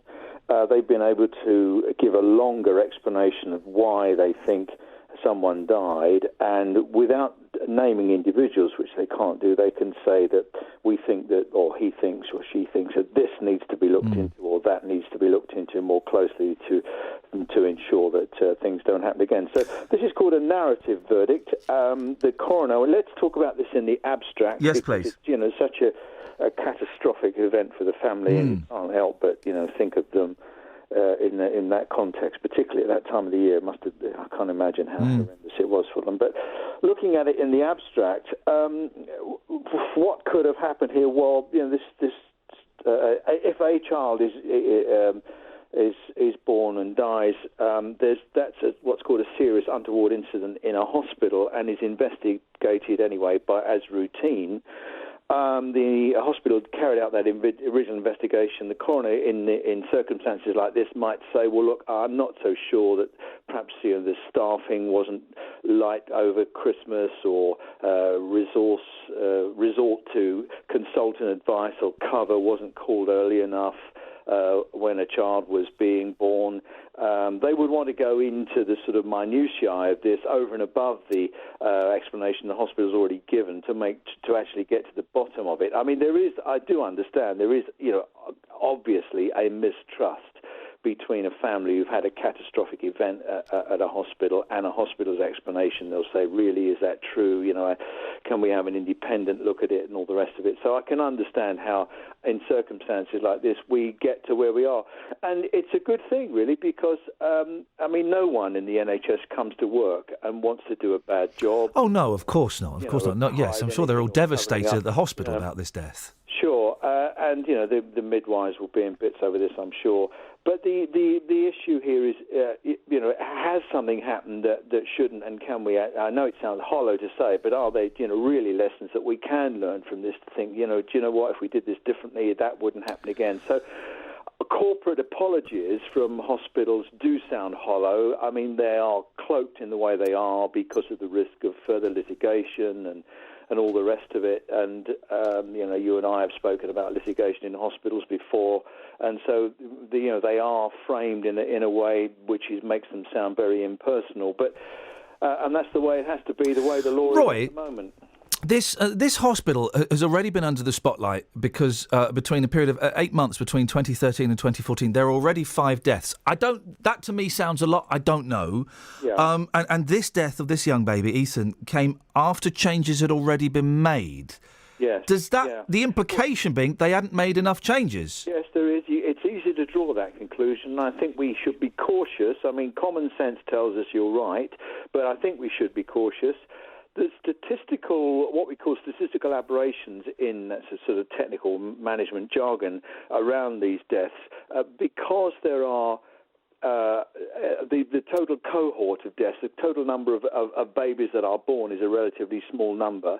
If you get a variation, it does stick out like a sore thumb, and it might be that 5 deaths clustered in a short period of time is a significant indicator. On the other hand, if you go for a long period with no untoward incidents, that of itself isn't necessarily an indicator that everything's all right. So you have to look at it over a much longer period. And there was a story, a national story last year about paediatric deaths in Leeds, which turned out to be a statistical aberration rather than a real indicator. So, I'm not trying to downplay the significance of this, and I'm not saying it's not important or make excuses. What I'm saying is I think we need to be cautious and have a proper look, because actually, although it looks bad, it may not be. On the other hand, it might be. So we need to have a better investigation. And I think, as much as it increases the angst for everyone involved, I think the coroner's done us all a favour by saying, look, have another look at this. Roy, I always really, get a lot out of your insight and your knowledge on this subject. So thank you. Roy Lilly, former NHS Trust Chairman. This is Iain Lee on BBC Three Counties Radio. I like to sit down with Roy over a cup of coffee and not talk about, really sad stories. And I think he's a fascinating bloke, and he knows a lot. Don't always agree with what he says. But he's certainly, he's got a lot of experience in that field. And I'm sure he'd be up for a coffee, Well, he's got to pay for it. Oh. I'm not, I might have enough stamps on my cards to get a free one. We could share a free one. You're so generous. 03459 455 555 is the telephone number. Wendy's phoned us up. She's the texter and researcher. Wendy. Oh, Wendy, what are you She's researching? there. Is it time travel? Oh, where? Fader 4. Hey, morning, Wendy. Hello. What? Hello, Wendy. What are you researching, Wendy? Is it time travel? I'm not a researcher now. I was researched then. Oh, well, what? I was researching heavy metal pollution. I'm a teacher now. Rock and roll, baby! The story is even more sad. Would you like the rest? Oh, God, is it? How sad is it? Well, I was a poor student. I was 21 years old. I was doing a master's degree. And 3 weeks before he hit my car, I had just spent £250 having the back end of the car done up. Oh. 6 months before he hit me, I'd spent £200 having the front end of the car done up. Oh. And it was my pride and joy, this little old car. I loved it. And he wrecked it. And he was clear. I mean, he might have been confused because he'd hurt himself, but he didn't appear to be injured. He was doing, goodness knows, he was doing about 50 miles an hour along a country road in the fog. And he hit, as I said, he hit me so hard that he wrote off 3 cars. Wendy, can I ask you a question? I've never forgiven him. Well, this I want to. Then this question is: this happened when you were how old? 21. 21. How old are you now? 56. That's 35 years of hatred. And that old fella, let's be honest, he's probably dead, or he's 109. You've got to let it go, Wendy. Now, can I tell you about my mother, the decision that she made? I'm very proud of my mother. Go on. My mother decided that, she did some very silly things. She nearly wrecked her garage. She shifted into reverse instead of a forward gear. Oh. And took out the side of her garage and had to have the house shored up and it repaired. This is when she was about 75. Yeah. About 6 months later, she shifted. She did something equally daft and went into the back of my brother's car, and he's paraplegic, and she wrote his car off. Oh. So she said to us, she said, that's it. I don't know how I did it, so I'm not going to drive anymore. Oh. And she gave up her license. Well, bless your mum, because really good for her, you know. Well, that shows a personal insight that I don't think a lot of people have, and that's amazing of her to have done that. I shall stick to my motorbike when I'm 70, I think. Oh, flipping it, Wendy! It gets even worse. How's teaching going? How's teaching going? Is it all right? Actually, I'm an NQT. You're a what? I'm a 56-year-old newly trained teacher. Oh, hey, brilliant! Have you started then? Yeah, I've done a week. Your first week at 56? Yes. I'm not saying that's old. I'm just saying that. Gosh, what a time for a career change. What age are you teaching? I'm teaching science to teenagers. Oh, brilliant! No, love it. Absolutely love it. Really, it's going well. Oh, good for you. That's brilliant news. Well, I wish you the very best of luck. All right, thank you. Thank you, Wendy. Keep in touch. I need to let this go, do I? This man. You need to let him go. Just let him go. right. Forgive him. Forgive him what he did. Deep breath. Says Thank Modest. you. Ta-ta. There we go. 56, first year of teaching. Best kind of teacher, people who've done something else before. Little bit of life experience. Although if she carries that bitterness over to the classroom, then there's a whole generation that are going to be screwed. Travel news for beds, cards and bugs. BBC Three Counties Radio. In Tuddington, Harlington Road's been closed in both directions, so it's just off the M1 at junction 12. It's been closed between there and the B530. It's very slow on that road as well in both directions between Harlington Road and Luton Road. On the M1 in both directions, it's slow as well around junction 10 for Luton Airport. It's more slow southbound looking at the speed sensors. And on the M25 anti-clockwise, it's busy between junction 24 for Potters Bar and 23 for the A1M. Samantha Bruff, BBC Three Counties Radio. Savvy, thank you. Have you just seen that thing I've retweeted? Let's have a look. Jeremy Corbyn. Today, at Prime Minister's Questions, stand up, sing the national anthem, drop the mic, then walk out. Boom! Well done at mostly_grumpy for that. That's lovely. Right then, let's have the headlines, shall we? 8:18, it's Wednesday the 16th of September. I'm Iain Lee. These are your headlines on BBC Three Counties Radio. A coroner has heavily criticised Milton Keynes Hospital following the death of a one-day-old baby at the trust in January this year. Older motorists in Buckinghamshire are being urged to take driving courses in order to reduce the number of accidents. And Bedfordshire Police have confirmed plans to close 5 inquiry offices in the county from next January. Every weekday morning. Good morning, Jonathan. Morning. Do you think it's right to tell 1 million disabled people they should get off benefits and find a job? Have your say on today's big phone-in. People who are going to be a nuisance are going to be a nuisance regardless of whether there are things to do. Is it true that people over the age of 65 drink far too much booze? The JVS show fights for your rights and tackles your consumer problems. Waited and the receipt came out, but the cash didn't. It's become a problem of late because obviously the trees got bigger as we've got here. We couldn't shut the French windows. It would appear that they'd buckled. I had a phone call from my daughter saying if we don't get off the train, they're going to hand us over to the British Transport Police. The JVS show, weekdays from 9 on BBC Three Counties Radio. This is Iain Lee on BBC Three Counties Radio. The Wendy fan club is let's get the fan club back together, guys. I love Wendy. Get her on again, please. Okay. If she wants to call in, she's more than welcome to. We're taking your suggestions for a groovy national anthem. And honest, I really want to speak to someone who is offended by Jeremy Corbyn not singing the national anthem. I'm getting a few emails, but I want to speak to someone because I need this email from Matt. The national anthem is a musical representation of the national flag and identity. By singing it as a chorus or congregation, we come together as one voice, hence one voice, one people, hence one nation. A nation that Corbyn has the ambitions to lead. Whilst Corbyn has every right to abstain from singing the national anthem, the image of the leader of Her Majesty's opposition not participating in the celebrations, the national anthem was part of the celebrations, of the Battle of Britain, he has shown his Republican beliefs he is allowed to hold due to the bravery of those who fought.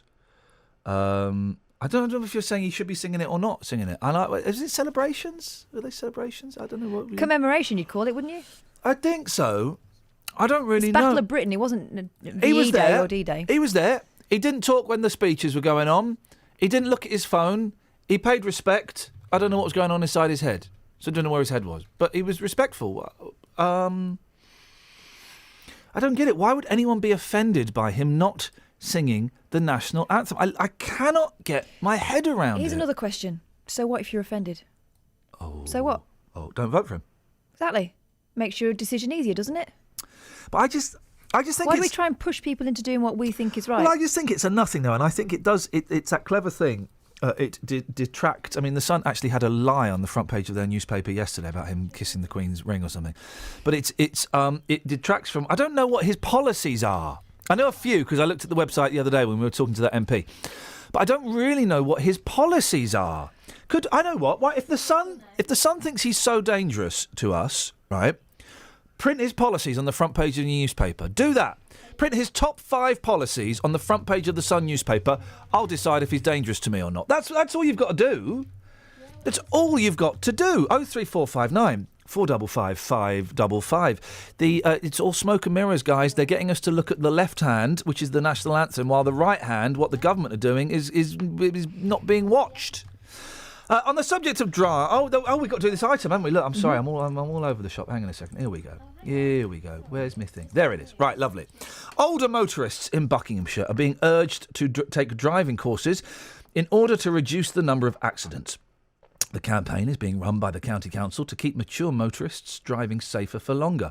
It follows a 60% rise in the number of serious collisions involving drivers over 65. Well, Ian Pettit is from Bedford Association of Senior Citizens and joins me now. Morning, Ian. Good morning, Ian. Do you still drive?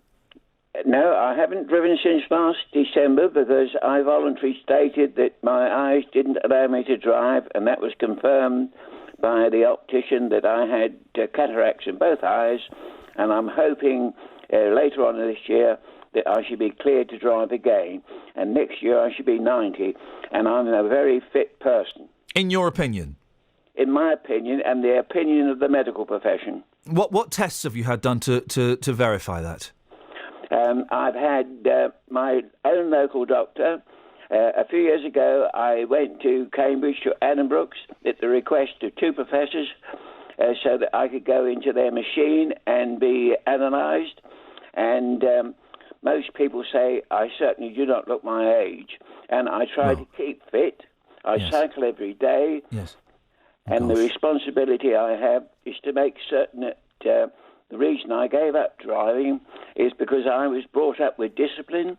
The application form for a driving licence stated, have you any disabilities?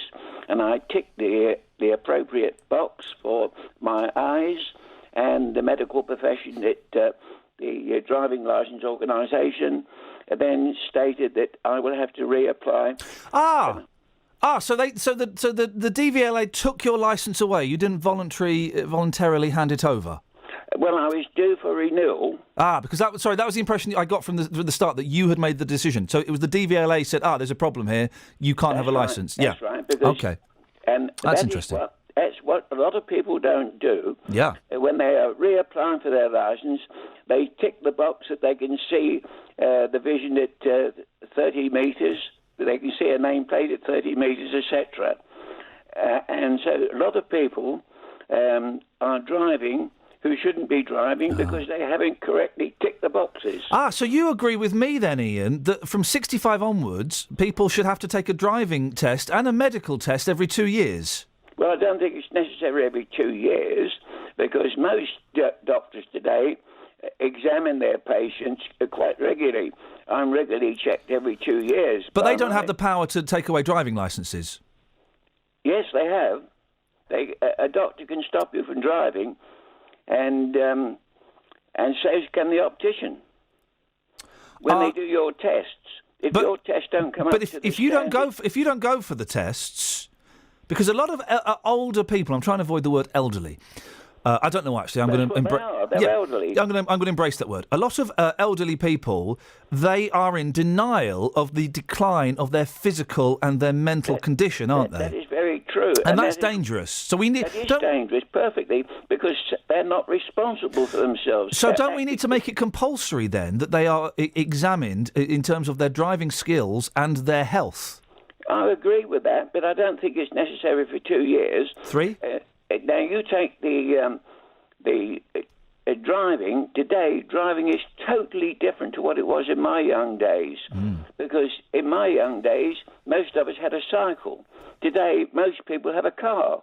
You've got to see the streets are overfilled, and you've got to have quite a good skill to drive in towns, in the urban areas of the counties in Bedfordshire, Hertfordshire, and so forth. Because you've got a great responsibility to other people. And as I said to you yesterday, people on the roads today, young people as well, they're atrocious drivers. And I gave you the example in Bedford High Street. I think that's unfair. You can't say all young people are atrocious drivers. Yes. Because, yes. You can't say no. You can't say all young drivers are atrocious drivers. All right, I apologise there. Not all, but a large number. Well, listen, that's not fair, Iain, because I am delicately suggesting that some. I'm not saying all old drivers are rubbish, and likewise, you cannot say that all young drivers are rubbish. That's unfair. A lot of young drivers are better than elder drivers. I will draw that. Thank you. But I will say that when you're out on the road, and I'm out on the road, I'm driven now, and I can actually follow the traffic, and lots of people drive unnecessarily fast in the town. And I've noticed in Bedford High Street, it's got a 20-mile limit, and they fly down there at about 40 and 50. Oh, I've noticed that. Yeah. But that's people of all ages. I've seen older people doing it as well. So what I'm saying to you is today, because the government has cut back on discipline, i.e. they haven't got the necessary police on the beat to monitor what's going on, people now are doing things that they wouldn't normally do. Well, I don't know if it's got to do with discipline. Well, I think so, because when it says 30 miles an hour, that's what you do. But a lot of people just ignore it, don't they? How do we make older drivers safer? There's too many of them. They can be very, very dangerous. We've heard that. How do we get rid of some of those drivers? To be honest with you, I mix with quite a large number of older people, especially those who drive. A large number of them are like me, are not driving because they don't feel that they're capable of keeping to the rules of the road. Excellent. And quite frankly, Buckinghamshire Council have their good reasons for doing what they're doing, but I hope they haven't neglected people who live in their own homes needing care. Iain, it's always a pleasure to very gently lock horns with you. And we'll speak to you again soon. Take care. Ta-ta. There we go. Iain Pettit from Bedford Association of Senior Citizens. The fish is in the room. That means it's time for me to hit the trav button. Travel news for beds, cards and bugs. BBC Three Counties Radio. In Toddington and Harlington Road in both directions is closed between the B530 and Park Road, so that's just by the M1 at junction 12. It's causing it to be really slow on the B530 at the moment in Toddington between the Harlington Road and Luton Road. On the A1M southbound it's very slow around junction 9 for Letchworth to 7 for Stevenage, and the M25 is busy anti-clockwise between junction 20 for Kings Langley and 16 for the M40. Samantha Bruff, BBC Three Counties Radio. Across beds, cards and bugs. This is BBC Three Counties Radio.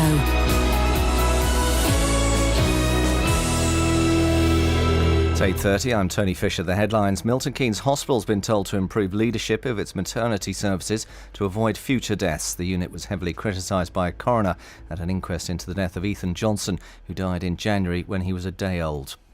Bedfordshire Police have confirmed plans to close 5 inquiry offices in the county from next January. One of the front desks is in Flitwick, which only opened last month. The others are in Houghton Regis, Biggleswade, Dunstable and Leighton Buzzard. A member of Labour's shadow cabinet has said it would have been respectful, right and appropriate for Jeremy Corbyn to have sung the national anthem at a service to commemorate the Battle of Britain yesterday. Shadow Minister for Women and Equalities Kate Green said her party leader should have sung the anthem, and not to have done so will have hurt and offended people. And older motorists in Buckinghamshire are being urged to take driving courses in order to reduce the number of accidents. It follows a 60% rise in the number of serious collisions involving drivers over 65. Three Counties Sport. BBC Three Counties Radio. Manchester United's Luke Shaw could miss the rest of the season after a double break to his right leg in last night's Champions League defeat to PSV Eindhoven. Hector Marino made the tackle and wasn't punished. He then scored PSV's first goal. United lost 2-1, but Shaw's injury was of greater concern to manager Louis van Gaal. He's in the hospital. He shall be transferred tomorrow with us, maybe. Otherwise, a day later. And he shall be operated in Manchester, probably. Yeah, it is awful. A boy that comes with 18 years to Manchester. It's very difficult. And then next season, second season, he plays fantastic.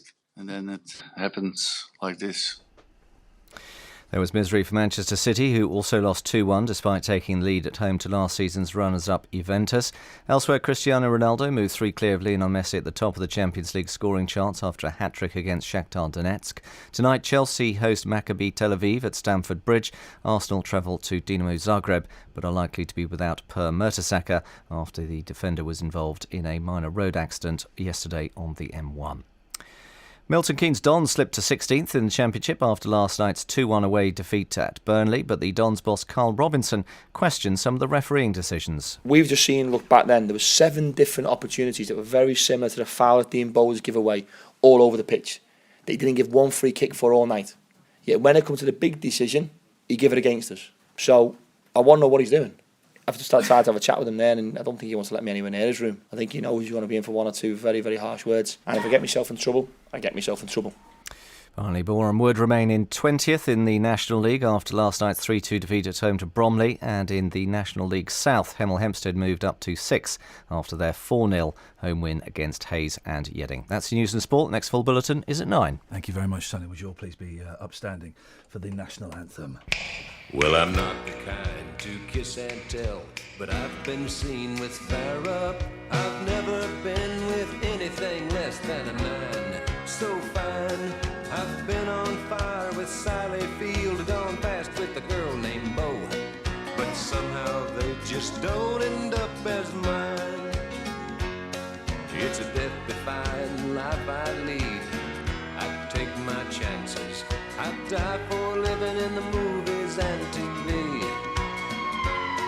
But the hardest thing I ever do is watch my leading ladies kiss some other guy while I'm bandaging my knee. I might fall from a tall building, I might roll a brand new car, 'cause I'm the unknown stuntman that made Redford such a star.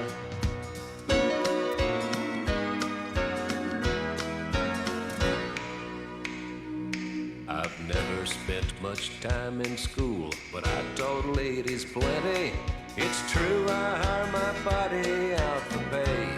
Hey, hey, I've gotten burned over Cheryl Teague's, blown up for Raquel Welch. But when I wind up in the hay, it's only hay. Hey, hey, I might jump an open drawbridge or Tarzan from a vine, 'cause I'm the unknown stuntman that makes Eastwood look so fine.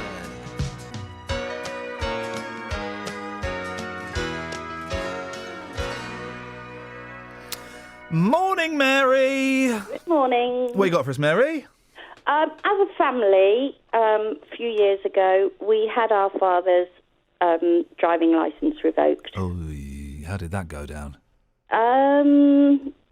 Well, he wasn't very happy because, as you've said, he, the older people think that they're brilliant and they're not. Why did you do it? What was going on that made you think you had to step in? Well, we thought it was going to kill either my mother or someone else. That's a good reason to step in. Ferocious. Really? Not abide by the rules. If there was a red light and he thought, well, nothing's coming, I'm going to go through it anyway. Gosh. He would overtake people and go the wrong side of the little signs in the middle of the road when there's a right-hand turn or something. Yeah. He'd just go around those. To overtake people. He'd undertake on the motorway. He couldn't steer for the life of him. How long did this kind of behaviour go? Oh, have you got brothers and sisters? Yes. And was it did you all kind of have a meeting in the pub one night and say, someone's going to have to take Dad's keys, who's going to do it? Was it that kind of thing? Wow. Yes, it was.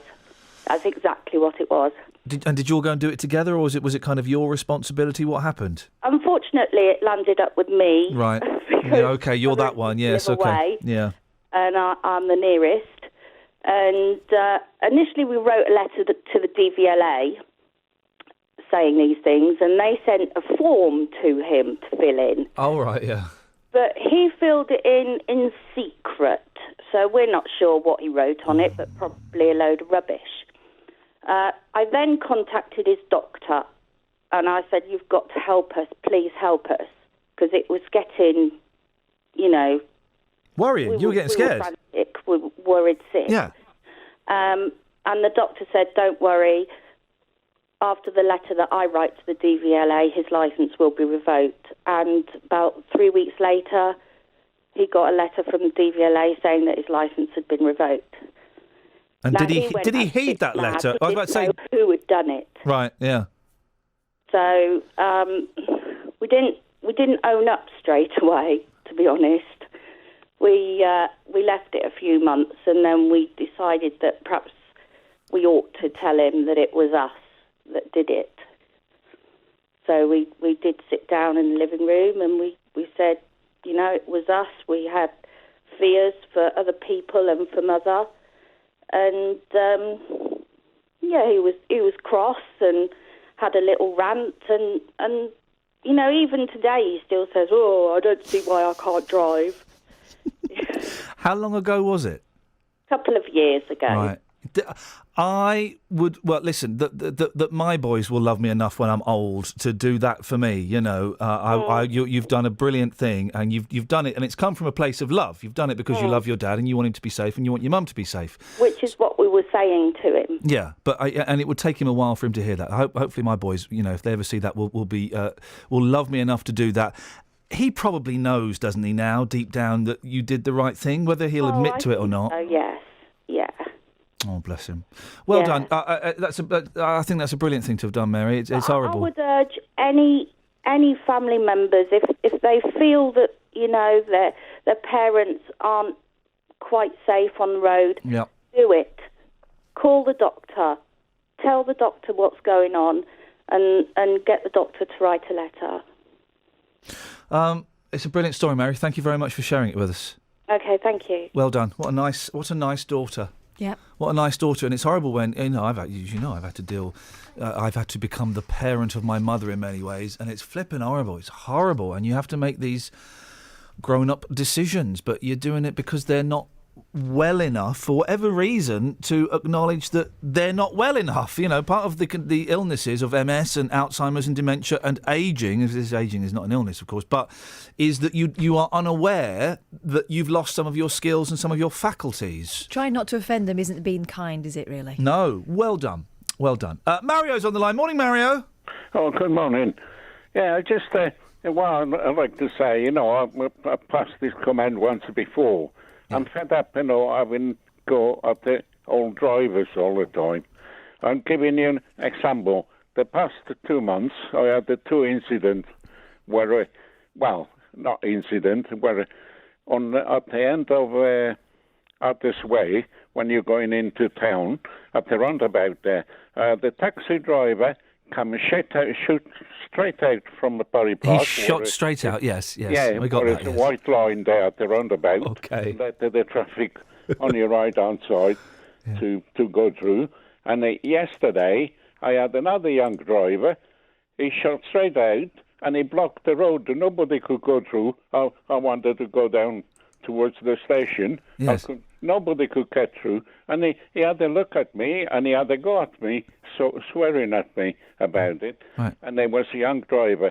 I'm not a young driver. No. I'm coming up to 82. Right. I'm Too old. nothing wrong with my driving. Too old. And I know my code, my Too driving code, and what you're supposed to do Too old. when you are on the road. Too old. It's not everybody. How's your hearing? Pardon? I am coming up to 82. How's your hearing? How old he was? No, he was a young chap, he coming longer from Bury Park, and straight on to the roundabout. How's your hearing? My hearing? Sorry, I can't understand what you're saying. How's your hearing? Your hearing, how is it? My hearing, it's pretty good. And I don't wear any glasses. You don't wear glasses for hearing, Mario? My hearing is okay. Yep. You can hear well. Brilliant. The line is not very clear unless it's my Do phone. you not think, Mario, I'm going to try and speak loudly and clearly, OK? I hope you don't think I'm patronising. Do you not think at the age of 82 that perhaps you're just a little bit too old? Your reaction, when you were a young Mario in Italy... Yeah. And what age did you leave Italy? When I was at 20. OK, so you're a young 19-year-old Mario cruising the streets of Rome, being all looking at sexy ladies that are all over there, and you're allowed to do that in that country. You get arrested if you don't do it. Yeah, but I still know my driving code, what are the rules and regulation of it. What that lady was saying, her father is going through red lights, going around on the road on the other side of the island. You have to admit, Mario, that your reaction skills, your hearing, your sight is not as good as when you were cruising the streets of Rome at the age of 19. No, but at least I know my rules and regulation of the road. Mario? Yeah? Say hello to Dave. Hello, Mario. Okay. Hello. Hello. All right, Mario? Yes, hello. Good morning to you. Yeah. I can hear you well and truthfully, mate, and I think you are a good It's my telephone. My telephone is playing up a little bit, It's no, the line is not very clear. Yeah. Yeah. Well, you're a good driver, Mario. Yes, I am. I can hear from your voice. Yeah. But where's he gone now? God, I come on this flipping phone, and I don't know. Yeah, but you got respect to the rules and regulation over the road as well. Yeah, a lot of young people they don't. I had a young lady coming along towards me on a one-way street, and I said, "Where you think you're going?" She just shook her head. All the cars parking facing one way, and she was going the other way. You can see us one-way street. If you miss the sign, you must have seen the cars parked along the road, either side of the road, so that they're all facing the other way. And you must have think and say, "Well, hold on, what I'm doing here?" But they don't. The thing is, Mario, I reckon there's too many young drivers that should take a retest, not the elderly. Yeah, I agree with you. I agree with you on that. But they should stop having a go at the old drivers, because there is some good old drivers and there is some bad old drivers. Yeah. Like the lady Morning, Mario. Who's that speaking up? This is Matt here, Dave. Hello, Matt. Hello, Dave. How are you? All right, Matt. You? Yeah, and you tell Mario, because Mario's my friend. Mario, he goes to my club. Oh, does he? What, the list yes, hello, Mario. Hello, then. Is that you Matt? Right, Mario? Is that Matt? Matt. Matt, That's Matt, okay. yeah. Matt the butcher. Yeah, well, that's it. I'll see you later on. I'll see you. Yes, I will. I'll pop over and see you, Mario. Yeah, okay. You see what I'm in, you know. He talks a lot of rubbish. Yeah. He's got no respect for anybody.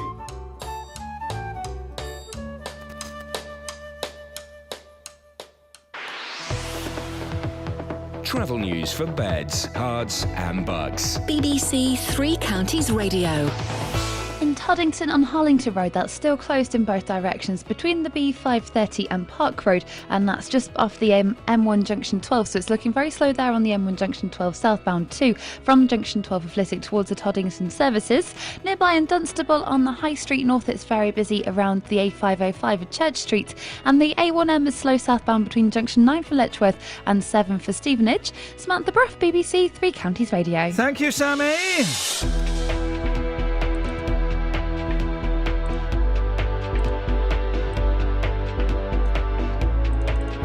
Right, 8:45. It is Wednesday, the 16th of September. I'm Iain Lead. These are your headlines on BBC Three Counties Radio. A coroner has heavily criticised Milton Keynes Hospital following the death of a one-day-old baby at the trust in January this year. Older motorists in Buckinghamshire are being urged to take driving courses in order to reduce the number of accidents, and Bedfordshire Police have confirmed plans to close 5 inquiry offices in the county from next January. Let's get the weather! Beds, Herts and Bucks weather. BBC Three Counties Radio.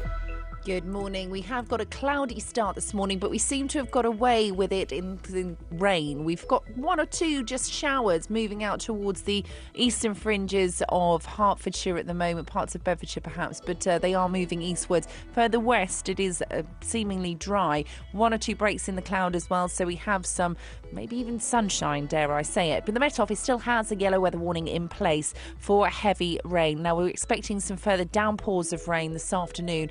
Heavy thundery downpours to move across us, which could cause some problems out on the roads with local flooding and surface spray. Maximum temperature is going to suffer a little today, 15 Celsius. Now, overnight, we're still going to get some showers. They're moving eastwards the whole time, though, as the low pressure, which is generously giving us the showers, moves out into the North Sea. As it does so, the wind is going to start to increase as we head through the night. So quite breezy. Minimum temperature 9 Celsius for tomorrow. Starts off cloudy and windy, and if you have got any rain kind of towards the eastern fringes, that's going to pull away fairly swiftly, and it's an improving picture tomorrow. We should get some sunny spells, still some showers, but it will feel warmer with a maximum of 18 Celsius, and that's your forecast. Cheers, my dears. Thank you. If you've missed any of the programmes here on BBC Three Counties Radio, you've missed things like this. So we're now in 1996. The Stone Roses get back together to headline the festival. They end up playing their worst gig of all time. But there is a way you can hear it all again. Warning, you are losing vast days of your life to the after effects of heavy drinking. bbc.co.uk/Three Counties Radio. You've been crowned the first ever World Masters champion in the over-80s category for the Scottish Highlander Games. That's right, yeah. Allowing you to listen to what you missed. What a way to open a theatrical hour here on BBC Three Counties Radio. bbc.co.uk/Three Counties Radio.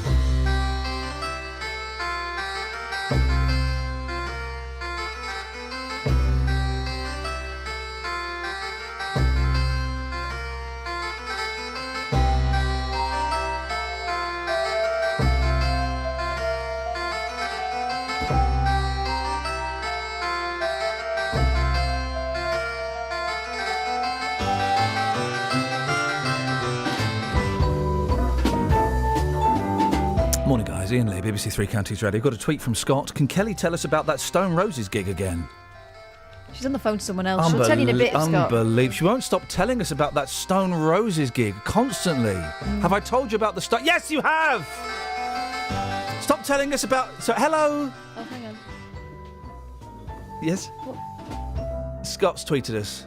Can Kelly tell us about that Stone Roses gig again, please? Oh, she's not even listening now. What are you saying? Nothing. to me? Absolutely. Stone Roses gig you never mentioned. Scott wants you to tell us about it again.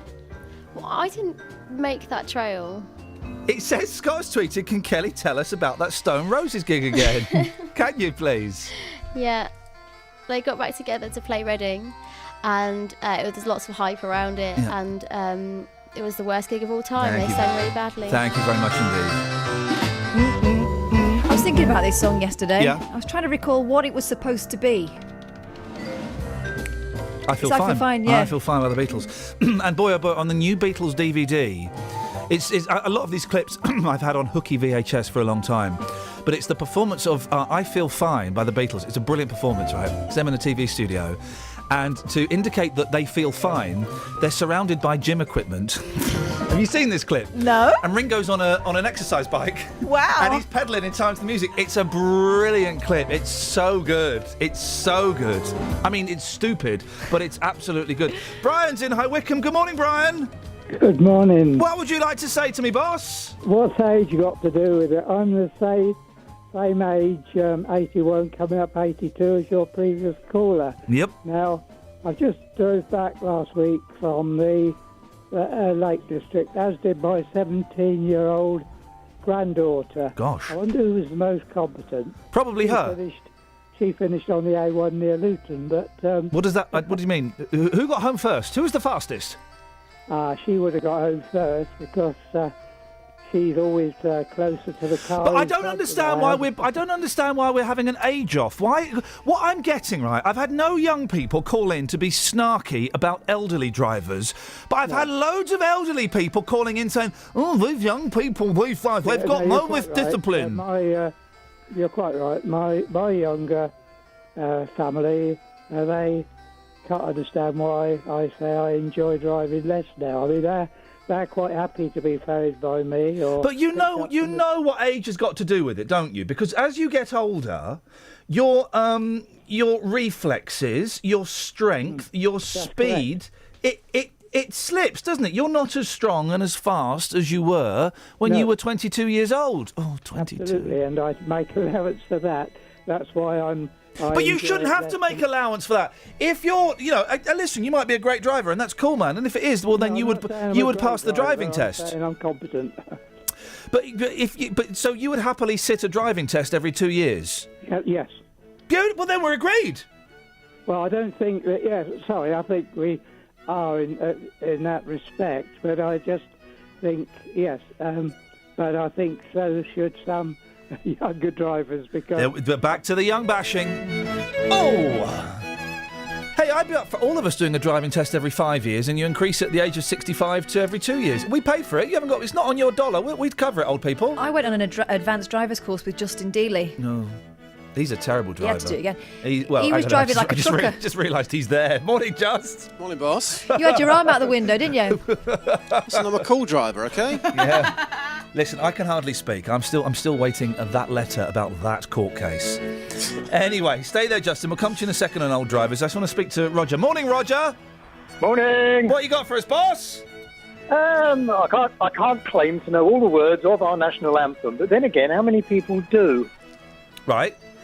Does this make them a bad potential leader or any other such thing just because they don't know the words of a song? But this is it. If we're judging people on their ability to sing a song as to whether they can run a country... How many football players standing there like, oh, national anthem, and they don't move their mouths at all? Well, do you know what? There was a thing a couple of years ago. You'll remember this, Just, when Rooney got a right royal rollicking, probably a World Cup actually, for not singing the national anthem. And since then, I haven't seen a football match for ages, but since then they kind of got forced to do it, didn't they? Yeah, but the thing is, sometimes when you're a football player, Stuart Pearce, okay, he was a great example of this. Sometimes you just want to focus on the game. The national anthem, with the greatest amount of respect, that is secondary to playing football and that key match. Corbyn wants to focus on the game in hand, which is, trying to run the country. Exactly. Not singing. Do you buy, Roger, this outrage that we're supposed to feel about this? No, it's all a load of... It is, isn't it? And I'm nothing to do with it. I really hope that, Roger, thank you I'm going to let you go because Justin's got some audio. I really hope that more and more people start seeing through this. They start seeing the manipulation and that is being played upon us. We're being programmed to hate him. Listen, if Corbyn's policies are rubbish or dangerous, then we will sniff through that. If they are so dangerous, the Sun and the Mail, print his top 5 policies on the front page of your newspapers. Print his policies. But his actual policies, not half of what he said. Print them and let us judge, because I don't really know what his policies are. Anyway, old drivers, Justin, as always, this one, it gets people hot under the collar. Don't worry, Nursey will be along soon to change the collar. You've taken this to the streets. I have. You've made it back in one piece. Yeah, I have to say, it got very tense. The idea of retesting people over the age of 65, if not, having some sort of course at the very least. So I've been talking to older drivers this morning, and it's interesting how some of them just cannot see it, like some of your calls. Here's what happened. Well, let me press the button. There. So you're 65 years old. I'm going to ask you a very direct question. Let's move away from these roadworks. Are you fit enough to be on the roads? Yep. How do you know? I know. But how? But I know. How do you know? But I know. But how do you know? But I know. Oh, come on, seriously, how do you know you are? Yeah, I know. But how? But I know. I don't make no mistakes, and that's it. Would you be willing to be retested, or at least take some sort of driving course to make sure you are fit to be on the roads? No. I'm fit, yeah. Because you know? Yeah. Thank you, sir. Okay. Sir, you're over 65. Be honest with me, do you think you're fit enough to be driving a vehicle on our roads? Yes, but not at night. No. Interesting. Right, OK, tell me more. Visibility, really, that's about all. I mean, the eyesight's good enough in the daytime. Yeah. But reflections and glare from other cars I find disturbing at night. If you don't mind me asking, how old are you? 82. 82 years old. So what if there was an emergency? Would you then drive in the evening? No. I still wouldn't? I get a taxi. OK. Last question for you. Because you're over the age of 65, do you think that you should be retested every 2 years? If not, a driving course at the very least? No, I don't think so. Disgraceful. I think it's terrible. I really do. I'm 70. Never had an accident in my life. Never been done for speeding. Nothing. Why are we so stupid that we can't drive? Nobody's saying you're stupid. They're just saying the older you get, maybe it might be a good idea. But it's making us feel stupid. We passed our driving test a long, long time ago. I'll tell you what. How about this? How about you take me out for a spin and I judge you? Are you a driving instructor? No. Exactly. Is that a no then? Yes. Thank you, madam. Thank you. Dealey, that was... she was having none of that lip from you, young man. She saw me. She said, J-Dog, I'm absolutely furious. I've been driving in this morning, listening to this absolute rubbish. I want to put my point across. Well, she didn't really put it across that well, to be fair. Justin, excellent stuff. I've got to move on because I want to squeeze in Billy Crush, but thank you for that. Billy Crush! Hello there. Hello, my darling. What you got for us? I've for over 90 years I've learned and sung with pride our national anthem. You must be tired. I like it. Now, the leader of the opposition, now in no way am I defending him. I wouldn't do that, but I'm a human being. Now, was his reason for not singing the national anthem him being so embarrassed at his singing voice, or in his first public appearance? Now, at least, in my opinion, he should have mimed it. Ladies and gentlemen, Billy Crush thinks that Jeremy Corbyn didn't sing because he doesn't like his singing voice, and he should have mimed. On that bombshell, back tomorrow at 6.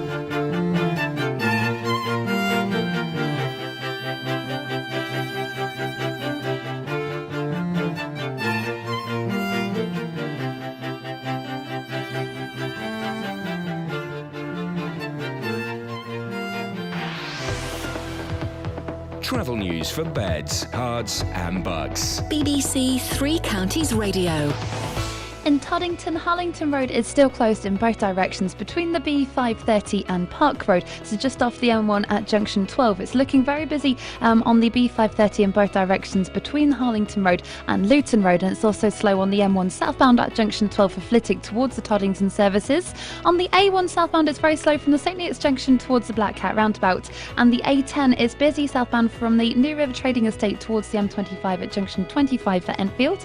On the M25 itself, it's very slow anti-clockwise between junction 17 for Maple Cross and 16 for the M40. Samantha Bruff, BBC Three Counties Radio. Sammy, thank you very much. 2 highlights for me today. Speaking to Mario. Mario, how's your hearing? I'm 84. And Dave to Mario saying, you're a good driver, Mario. I can tell by your voice. Oh dear, oh pray. Local and vocal across beds, hearts and bucks. This is BBC Three Counties Radio. Thank you, Iain. Good morning. Welcome to the JVS show. I'm Jonathan Vernon Smith. It's Wednesday. It's 9 o'clock. And on today's big phone-in, should Jeremy Corbyn have sung the national anthem? The Labour leader chose not to sing the national anthem yesterday during a service to mark the 75th anniversary of the Battle of Britain. The party said its new leader, who'd like to abolish the monarchy, had stood in respectful silence. Corbyn has attracted a huge amount of criticism for choosing not to sing, with members of his own shadow cabinet voicing their dismay at his decision. However, Corbyn's supporters feel the whole thing has been blown out of all proportion. Well, where do you stand on this? Should Jeremy Corbyn have sung the national anthem? Here's my telephone number. I'd love your call. It's 03459 455 555. This is the JVS show on BBC Three Counties Radio. So I'll take your call in just a second, but first let's get the latest BBC News. It's 9 o'clock. Here's Tony Fisher. Thank you. The headlines: Coroner seeks urgent improvements at MK Hospital, drive to encourage older motorists to take tests in Buckinghamshire, and Beds Police confirm plans to close 5 inquiry offices in the county. BBC Three Counties Radio. Mothers in Milton Keynes are being reassured the hospital's maternity unit is a safe place to give birth after it was heavily criticised by a coroner. The inquest into the death of Ethan Johnson, who died in January when he was a day old, found there was a lack of leadership and a missed opportunity to deliver him sooner. Ed Neal is head of Women's and Children's Services at the hospital. We had our problems 2 years ago. We are turning it around. The number of deaths is dropping dramatically.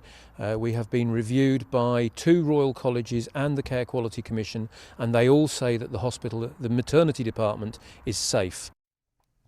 A post-mortem is due to take place later today into the death of a woman who was stabbed to death in Hemel Hempstead while her 2 young children were in the house. Police called to a break-in at Dunlin Road, heard a disturbance at a neighbouring property and went in, where they discovered the 37-year-old who died in the house. A 25-year-old has been arrested on suspicion of murder. He remains in custody. A 19-year-old arrested on suspicion of conspiracy to burgle has been released on bail. The Labour leader Jeremy Corbyn has been criticised by members of his party for not singing the national anthem during a Battle of Britain remembrance service at St Paul's Cathedral. Divisions have also emerged within the shadow cabinet over whether to remove the cap on welfare payments. Mr Corbyn will appear at his first Prime Minister's questions as leader. Our political editor Laura Koonsberg says today's PMQs are also a huge event for the Conservatives. They think that Labour has made a big mistake here. They may well be wrong, but their strategy is not to slam Jeremy Corbyn personally. They want to try to tie him to the whole party, to talk about the whole sort of Labour brand and say that, in a sense, they're all of the left. They're all really Jeremy Corbyn. But don't doubt that the Conservatives see this as a historic chance to sort of maim the Labour Party. Older motorists in Buckinghamshire are being urged to take driving courses in order to reduce the number of accidents. The campaign's being